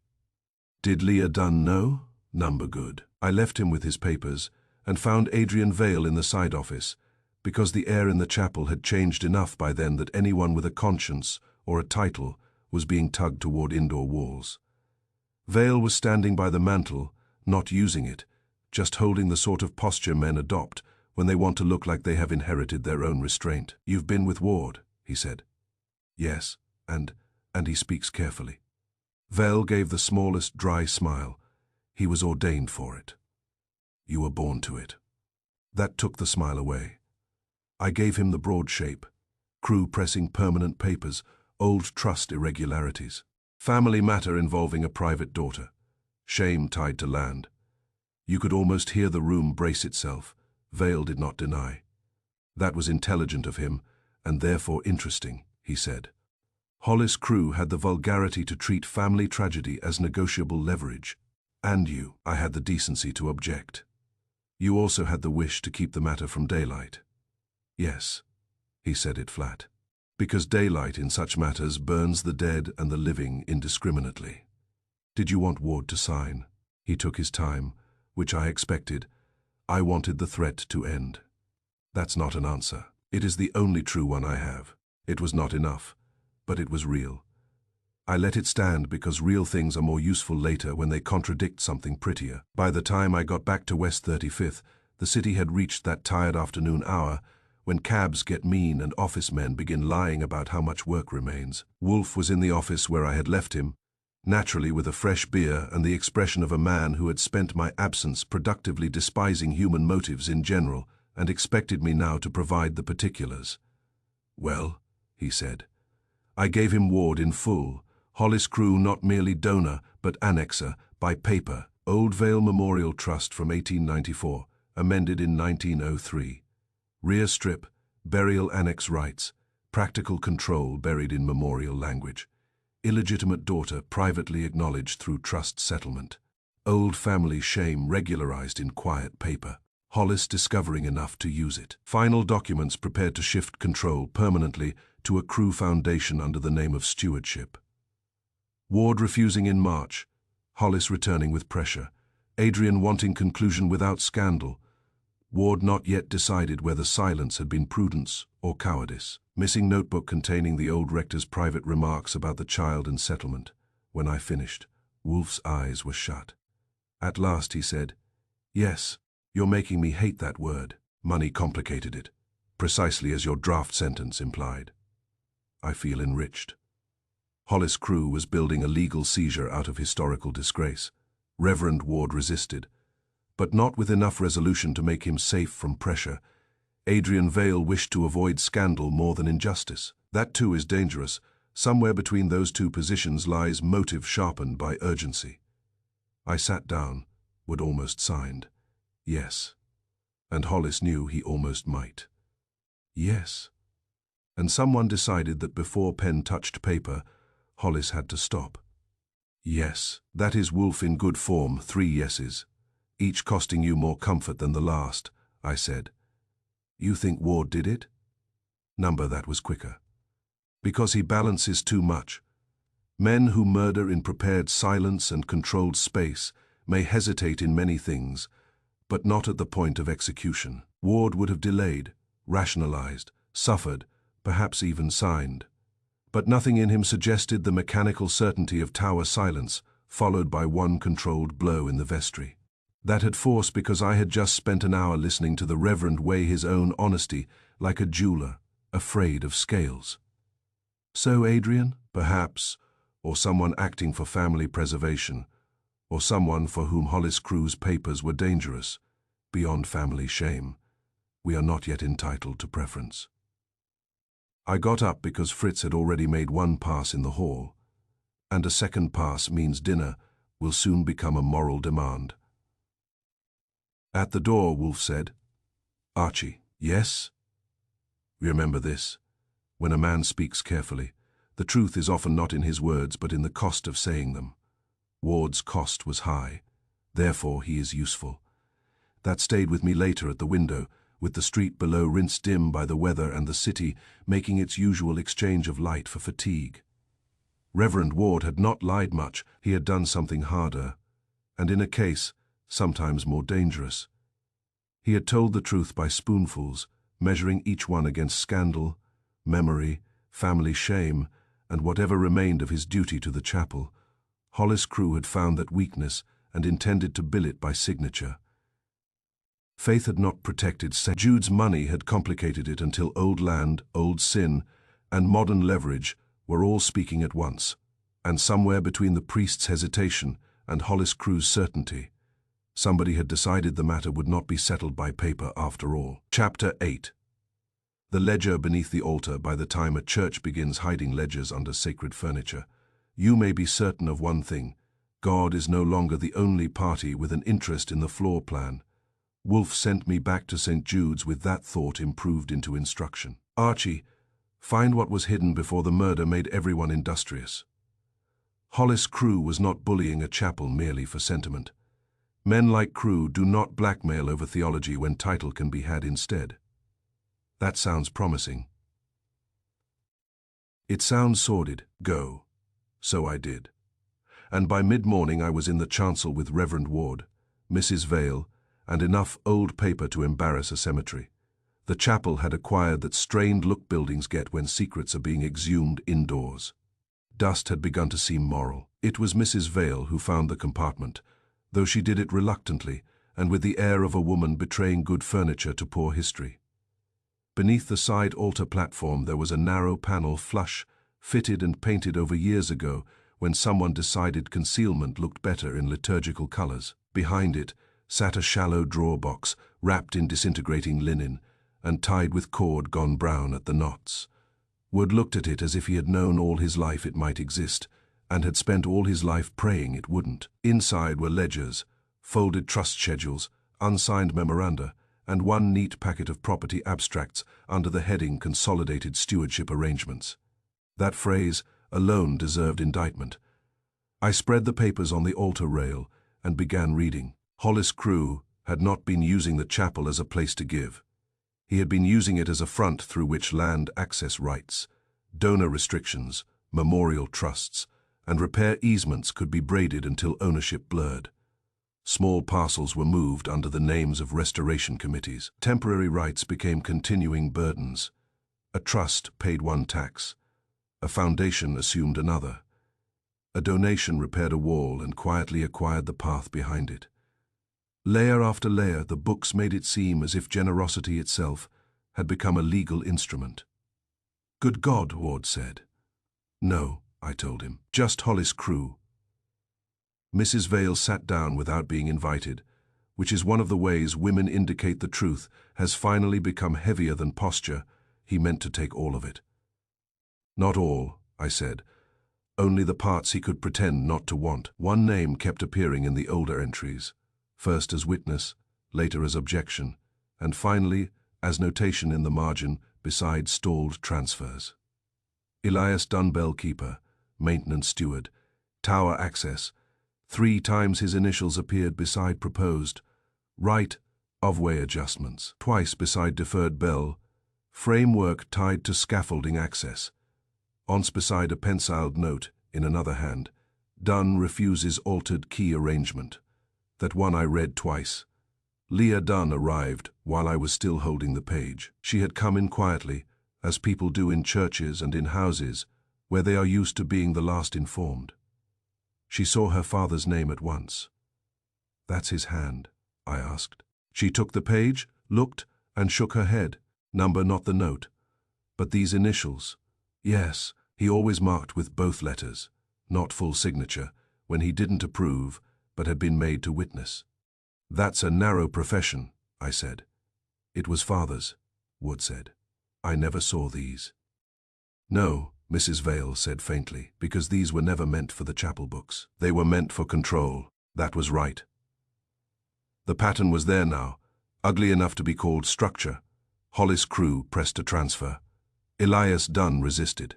The transfer stalled. Later a new route appeared through another trust or repair account. Again Dunn objected, again delay. Then Elias Dunn died on the tower stair, and months later the bells were silenced by someone who knew the system as well as he had.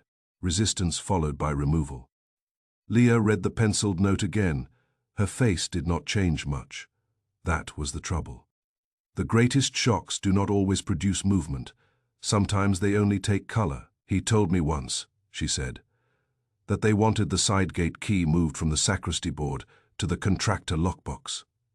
He said a bell tower is one thing, but keys tell you who expects to come back. I looked at her. When was that? October. The same month, Hollis' crew had been asking practical questions about silence. I turned back to the papers. More names, more layers. Crew foundations, preservation, subsidiaries, memorial trustees, diocesan waivers drafted, but not filed. And beneath them all the same ugly habit, property obscured through piety, ownership hidden inside stewardship, acquisition dressed as rescue. It would sound well in a newspaper, if newspapers had any respect for sequence. What I saw was simpler. Hollis' crew had found that churches make excellent camouflage, because everyone assumes the books are kept for heaven, not for adjacent parcels. Leah was still looking at her father's initials. He fought this, she said.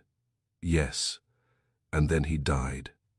Yes. And now the bells were silenced by someone who knew them just as well. That was the line that mattered, not because it was dramatic, but because it was exact. The tower had not been muted by a donor reading engineering memoranda. It had been handled by someone with practice, someone with Elias Dunn's kind of knowledge, learned from him, around him, or against him long enough to imitate his care. I said, "Who knew the bells nearly as well as your father?" She answered too fast to be invented. "Thomas knows repairs. I know function. Father showed one other person the upper frame when the scaffold was in." "Who?" Her eyes came up to mine. "Adrian Vale. That sat there and made its own weather," Wood said. "Adrian." Leah nodded. "Father didn't like it," he said. "Vale asked neat questions with dirty intentions." I folded the ledger closed, resistance followed by removal, Elias Dunn in the notes, Hollis' crew in the trusts, and now Adrian Vale in the tower's memory. The chapel had not merely been used. It had been studied by men who wanted ownership quiet enough to sound like administration. The bells had once belonged to Elias Dunn. Now they had been silenced by someone who had learned from the same language of rope, access, and patience, and used it for murder. Chapter 9. The silence that was planned. By the time a case begins repeating itself, it is usually because one fact has grown tired of being ignored. At St. Jude's that fact was not the cup, not the blow in the vestry, not even Hollis' crew lying dead where linen and vestments ought to have been the room's most serious concern. It was the silence. Silence does not happen by itself in a bell tower. It is arranged, secured, trusted, and timed. That was what I took back to Wolfe after the altar ledger and Elias Dunn's initials had turned the chapel from a sentimental murder scene into a property scheme with hymns attached. He heard me out in the office on West 35th, with the concentration he reserves, for facts that finally stop pretending to be neighbors and admit they are family. When I finished, he said, "Yes, you use that too often. Number I use it when you have at last ceased collecting and begun understanding. That is Wolfe, a man who can pay a compliment and make you dislike yourself for enjoying it." He lifted one finger. "Now be exact. The wedge, the loop, the timing, the sight lines, the prior interference, the old bellkeeper's death, and the ledger entries all indicate familiarity. Not general familiarity, internal familiarity. The killer did not discover the tower as a convenience. He had already incorporated it into the plan." I said, "Only someone who knew the tower could guarantee the bells would fail without damage." "Yes, and only someone who knew the chapel routine could know the silence would matter at the right moment." "Yes, that points inward, towards someone with knowledge, access, and enough discipline to prepare silence before needing it." "Towards someone with knowledge, access, and enough discipline to prepare silence before needing it." "Of course it does," Wolfe said. "Crimes requiring patience rarely point toward strangers. Strangers improvise, insiders prepare." That sent me back east with the truth sharpened enough to cut fingers. St. Jude's was no longer a chapel with a murder in it. It was a closed mechanism. Tower, vestry, records room, side passage, old trusts, old grudges, a dead bellkeeper, a threatened priest, a donor who owned too much, and a small circle of people who understood the building not as architecture but as habit. The weather had improved, only enough to make the street dirt look intentional. Inside, The chapel kept its weekday silence, which by then I distrusted on principle. I found Leah Dunn in the lower room, winding the old clock that regulated the quarter release. She looked up when I came in, and because she had already become part of the pattern in my head, I saw at once how tired she was, not from the day, from months. "You're back," she said. "Yes, you've found more. Yes, that means it gets worse. That's the city's religion." She set the clock key down carefully. "Say it." There was nothing fragile in her now, only strain disciplined into usefulness. There was nothing fragile in her now, only strain disciplined into usefulness. I did not soften it. That would have insulted her and delayed me. Only someone familiar with the tower could guarantee the silence. The wedge was placed cleanly. The tongue loop was done by someone who knew not to break answer, only steal it. The timing had to be right. The watcher, if there was one, knew where to stand. That points inward, towards someone with knowledge, access, and enough discipline to prepare silence before needing it. She nodded once, not surprised. "Yes, you had the knowledge. Yes, you had the opportunity. Yes." That was the trouble with Leah Dunn. She did not help herself in the ordinary ways. She did not flutter, evade, or build emotional furniture around a question until the answer suffocated under upholstery. She simply stood there and accepted the weight of the fact. I said, "Your father died after resisting transfers tied to Crew's pressure on the chapel." Hollis kept pressing. The chapel kept bending. "You had history, Miss Dunn, not merely access." At that her face altered, just enough to show I had reached the wound, and not merely the skin around it. "Yes," she said, "I had history." She said it without heat. Which was worse? Anger flares, old grievance learns to wait. She said it without heat. Which was worse? Anger flares, old grievance learns to wait. "Then help me with it." She leaned against the work table and folded her arms, not defensively, to hold herself in one piece. "When father died," she said, "everyone wanted it neat. Weak heart stares winter. The end, it was respectable enough to satisfy people who lived on the ground floor of their own courage." Her mouth moved slightly. "I kept telling myself I wanted proof. Really, I wanted permission to keep being angry. That's honest. It's cheap. Honest comes after there's no use lying." She looked past me toward the side passage that led to the tower stair. Hollis Crew didn't kill father with his hands, but he began the weather. He asked about silence, about access, about keys, about who could come and go in the upper parts without crossing the chapel floor. He made the place think about itself in the wrong way. After that, every ordinary thing felt less ordinary. I let her have that because it was near enough to the heart of it to matter. "Did you hate Hollis Crew?" I asked. "Yes, enough to kill him." She met my eyes. "Some days, yes, but hatred isn't the same thing as action." "No," I said. "Sometimes it's rehearsal." That one landed, she did not flinch, but I saw the words go in. "You think I planned it," she said. "I think the crime was planned by somebody patient. Somebody who understood the tower, the bells, the chapel routine. Hollis's pressure, your father's death, and the slow corruption of the place. You stand near all of that." She let out a breath. "Near? Yes. Not in it." Her answer was good enough that I disliked it for being so. I was in the history, I was not in the murder. That was the sort of sentence Wolfe would approve of, which made it dangerous. I left her and found Adrian Vale in the records room, with Mrs. Vale's silence and Reverend Ward's anxiety hanging around him like a formal coat. Nobody wanted to claim. He had the old family look, not in face, which was ordinary enough, but in posture. Men like Vale stand as if generations have already argued with them, and they mean to disappoint none of the dead by slouching. "You've been speaking with Leah Dunn," he said. "Yes, that is unkind. Number murder is unkind. Questions are merely expensive." He did not enjoy that. Good. I gave him the inward version. Tower knowledge, planned silence, internal access. Elias Dunn's resistance, Hollis Crew's pressure, old trust corruption. And then I watched.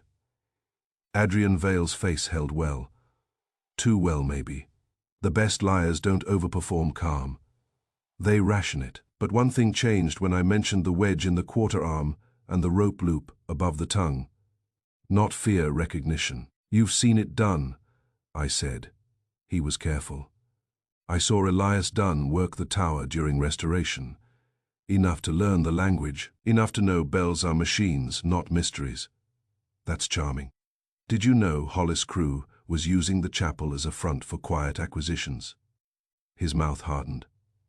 I knew he was using every defect in our family arrangements to force control. And you wanted that stopped, yes. That does not improve your afternoon. No, he said. It does not. The trouble with Adrian Vale was not that he lacked motive. Half the city could have loaned him some if needed.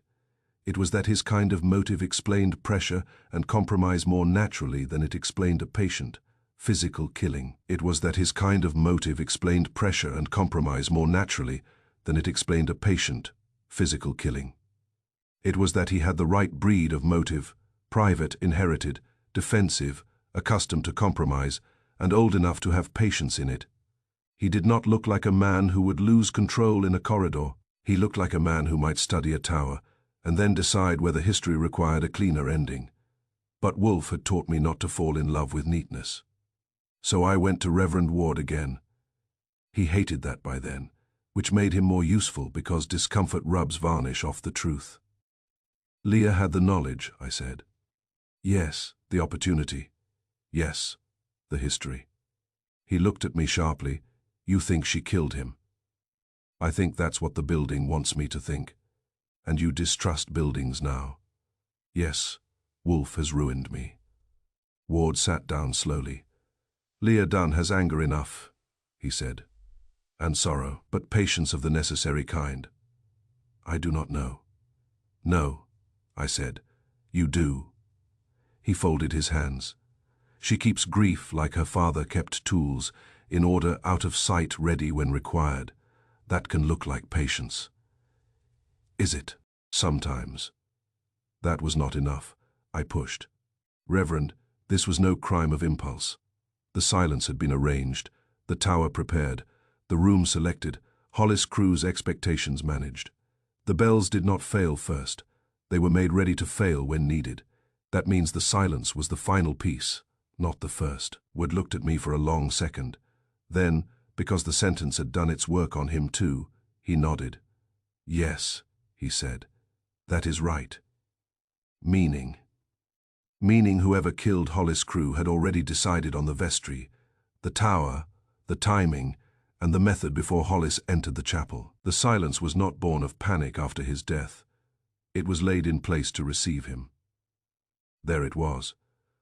I took that back to Wolfe in the evening, while Fritz arranged dinner behind us with the grim exactitude of a man who will permit mystery but not lateness. Wolfe heard me out. Leah's history, Adrian's recognition, Ward's unwilling assent, the strengthening sense that the crime had been built in layers before Hollis ever stepped inside. St. Jude's when. I was done. Wolfe closed his eyes and said, Good. I considered objecting and decided it would cost breath better spent elsewhere. He went on. The silence was the final piece because it completed an already existing design. Therefore, the killer did not merely know the tower. He knew Hollis Crew's expectations, chapel routine, and the emotional weather among the principals. Leah Dunn has knowledge and history. Adrian Vale has knowledge by exposure and motive by family desperation. Reverend Ward has motive by coercion, but insufficient character for this form of execution. Continue narrowing. I sat. You think Leah still possible? Yes. You think Adrian possible? Yes. You think the building wants me to think Leah? Yes, Wolfe said. And buildings are often manipulated by whoever arranged their facts before we arrived. Be careful. Later, at my window, I looked down at the street and thought about patience. Most murders are sold to the public as either hot blood or sudden weakness, because the public likes human beings simple and alarming. But this one had been cold without being passionless. It had waited. It had studied. It had borrowed history, habit, silence, and grievance, until the act itself was almost the least original part. Leah Dunn had knowledge, opportunity, and a dead father in the background like an unclosed account. That was enough to make any sane man watch her, but the real shape of the crime told against impulse. Hollis Crewe had not been killed because someone snapped in the vestry. He had been received by a plan patient enough to begin in the tower, borrow the chapel's own silence, and then use that silence only at the precise moment when it would matter most. And once you know that, you stop asking who had reason to be angry. You ask who had reason to wait. Chapter 10. The day the bells stopped in the end. The bells told the story first, by refusing to speak.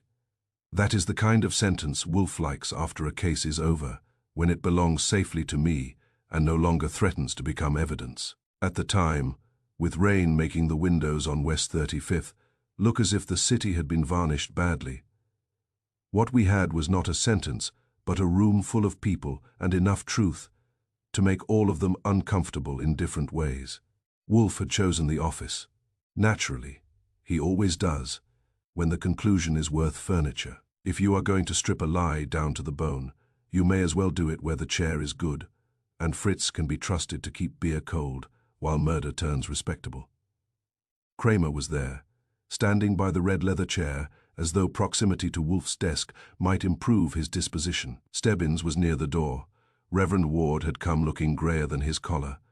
Mrs. Vale sat rigidly straight, like a woman who had spent so long serving disaster politely that she had forgotten the alternative.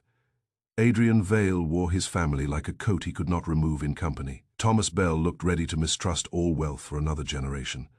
And Leah Dunn sat by the window with her hands folded in her lap and her eyes on nothing any of the rest of us could see. The bells had not rung all morning. That had been Wolfe's instruction. Jude's the bells are not to be touched until noon. Why? Because unfinished truth should remain in its costume. That is Wolfe, in one of his less forgivable moods. When the room had settled and the discomfort had spread itself equally, he began. Not loudly, Wolfe never shouts. He merely arranges sentences in such a way that anyone still lying feels himself shrinking under them. Hollis Crewe, he said, died because he believed money, paper and habit had given him complete control. They had not. They had only made the method available. Kramer grunted. That meant he approved of the nouns, if not the pace. Wolfe continued. Mr. Crewe had spent 12 years converting gifts into influence and influence into practical ownership. Repairs became rights. Endowments became leverage. Memorial trust irregularities became opportunities for permanent acquisition. The chapel was not a beneficiary to him. It was a structure in negotiation. Reverend Ward lowered his eyes. Adrian Vale's mouth tightened. Leah Dunn did not move. The old Vale Trust, Wolfe said, concealed land adjustments, private settlements and family shame. Hollis Crewe discovered enough of it to force the issue. He prepared documents that would have transferred permanent control of certain rights and access under the guise of stewardship. He pressed Reverend Ward. He pressed Adrian Vale. He pressed the chapel itself by means of dependency. And because Mr. Crewe had funded too much, everyone believed the answer would be obtained by paper. Wolfe's gaze shifted to Leah Dunn. But Mr. Crewe had already done one thing worse. Months earlier, in the course of his inquiries and restorations, he began learning the language of the bells. He asked how silence could be arranged without damage. Elias Dunn, the bellkeeper, resisted other transfers and certain key changes. He objected in the records. Shortly thereafter he died on the tower stair. Thomas Bell's head lifted slightly. Reverend Ward drew a breath and held it. Leah remained still. Wolfe said, I do not assert that Hollis Crewe killed Elias Dunn directly. That would require proof we do not possess, and the lack of it must remain part of the truth. But he created the pressure in which Elias Dunn became inconvenient. He taught the building to think of silence as a practical tool. That was his first contribution to his own death. Kramer shifted and said, Get to it, Wolfe. Wolfe ignored him with the ease of long practice. The second contribution was greed, The third was time. Mr. Crewe assumed he could continue pressing until the chapel yielded. What he did not understand was that patience had been accumulating elsewhere.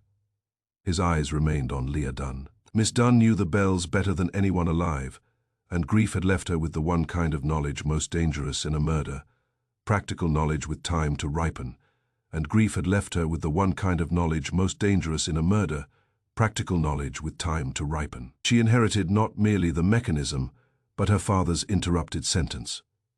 She knew of Hollis Crewe's questions, his pressure, his use of the chapel as cover for acquisition, and the old campaign of coercion that had reduced everyone around him to careful speech. She also knew what the rest of you preferred to call coincidence, that Elias Dunn had resisted and died, that Reverend Ward had resisted and bent, that Adrian Vale had resisted and bargained with disgrace, that Hollis Crewe intended to conclude the matter at last by obtaining signatures under silence.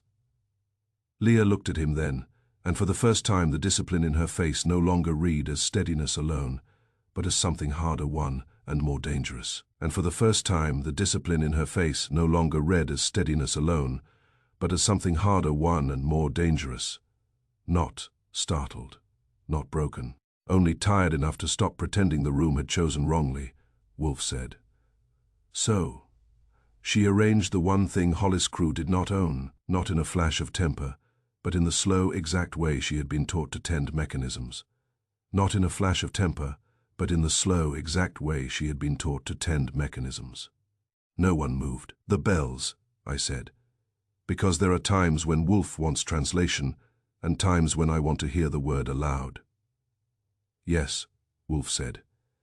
Miss Dunn silenced them, not from panic, not as improvisation after the fact. She made the wedge, set the loop, and used the tower as she had been taught to use it, only for a purpose her father would have abhorred.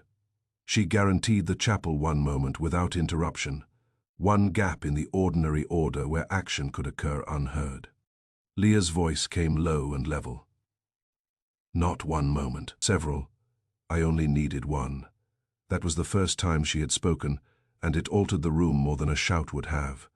Kramer stepped forward. You're saying it. She did not look at him. I'm no longer refusing it. Wolfe nodded once, almost as if she had confirmed a date. You prepared the tower in advance, he said. You knew Hollis Crewe's appointment. You knew Reverend Ward delayed easily under moral pressure, and that Hollis, once shown into the vestry, would wait only if he believed the room beneath him already yielded. You put chloral in the cup to soften him, then struck him once with the sacristy mallet. No struggle. He trusted the setting, and did not distrust you quickly enough. Afterward you left by the side passage, under cover of the silence you had created. Leah said, Yes. Reverend Ward made a sound in his throat, not quite a word. Mrs. Vale closed her eyes. Adrian Vale looked not at Leah but at the floor, as if his family's papers had finally become too heavy for posture, Kramer said. Why? Leah turned to him then, and because she had held herself in so tightly for so long, the answer came without ornament, because he had spent months, years maybe, teaching this place to yield. He used donations the way other men use wedges. He made everyone careful, Father, Ward, Vale, even the bells. In the end. Her mouth moved once. He thought silence belonged to him because he had learned where to buy it. She looked at Reverend Ward. Then away. He was coming with the final papers. That was clear enough sign, and the chapel kept its name while losing its body. Refuse, and he would drag everything out. The trust, the child, the land, the old settlement, all of it. He would make scandal do what money had not yet finished. Wolfe's voice stayed hard and quiet. Continue. Leah gave a tiny nod. When Father found the first tampering in the tower, he knew someone had begun looking at the bells wrongly. After he died, I kept hearing the same thing in different forms. Questions about access, timing, whether the quarter strike mattered, whether the tower could be entered without notice. Hollis asked some of them. Adrian heard some. Everyone looked at the chapel as if it were a thing to be transferred, instead of kept. She folded and unfolded her fingers once. I began to understand there would be no stopping it by argument, Not with men like that. Men like what? I asked. Men who call theft stewardship if the paper is expensive enough. That one would have pleased Wolfe if he had allowed himself pleasure in other people's wording, Kramer said. So you murdered him? Yes, she said. I killed him. No tears, no appeal. Just grammar finally stripped of disguise. She went on because once some people begin telling the truth, the relief in it is terrible. I used the chloral because I wanted him slowed before he understood. And because once a man like Hollis Crew begins to understand, he reaches for control. And because once a man like Hollis Crew begins to understand, he reaches for control. I used the mallet because poison alone felt like his sort of weapon, remote, administrative, tidy. I wanted the end to be human, immediate, and impossible for him to mistake for paperwork. I wanted the end to be human, immediate, and impossible for him to mistake for paperwork. I wanted him to know one human fact before the end. Kramer frowned. Which was that he had finally stood too near what he thought he owned. That changed the room more than anything since the confession had begun, Reverend Ward said, almost whispering. Leah, she turned to him. You were going to sign? He shut his eyes. Yes, he said. There, she said, and looked back at Wolfe. That's why. No one contradicted her because there was no honest way to do it. Wolfe did not soften. He never does when softness would lie. Miss Dunn, Hollis Crew deserved resistance. He did not deserve acquittal through your conscience. You prepared silence, chose method, and used knowledge inherited from your father for murder. The fact that the victim was corrupt improves neither law nor theology. She nodded. I know, and your father's death. She looked toward the window where the noon light had gone pale and flat. I don't know whether Hollis killed him. I know only that after Hollis began touching the chapel, Father started speaking as if the place had become dangerous, in a way Iron couldn't explain. By the time I understood what he meant, he was dead, and everyone else had agreed to call it weather. That sat with us all. Adrian Vale spoke then, for the first time in several minutes. His voice was dry enough to scratch paper. You should have come to me. Leah looked at him with such exhausted contempt that I almost pitied him and then remembered his part in the papers. To what? She asked. Another compromise. He had no answer. Kramer moved at last because police work, unlike conscience, improves with actual movement. Stebbins was already there before he called for him. Leah rose when they approached, not because she was brave and not because she was broken, only because she was done. As Stebbins took her arm, she said to Wolfe, the bells rang for everyone but Father. Wolfe met her gaze. Number they rang for him too. You merely answered wrongly. That was a hard sentence. It was also the right one. They took her out. The front door closed. The office seemed larger and meaner for a second, because murder had at last stopped being a theory and gone to ride downtown in a police car. No one else moved immediately. Reverend Ward sat as if his collar had become a weight. Mrs. Vale took out a handkerchief and didn't use it.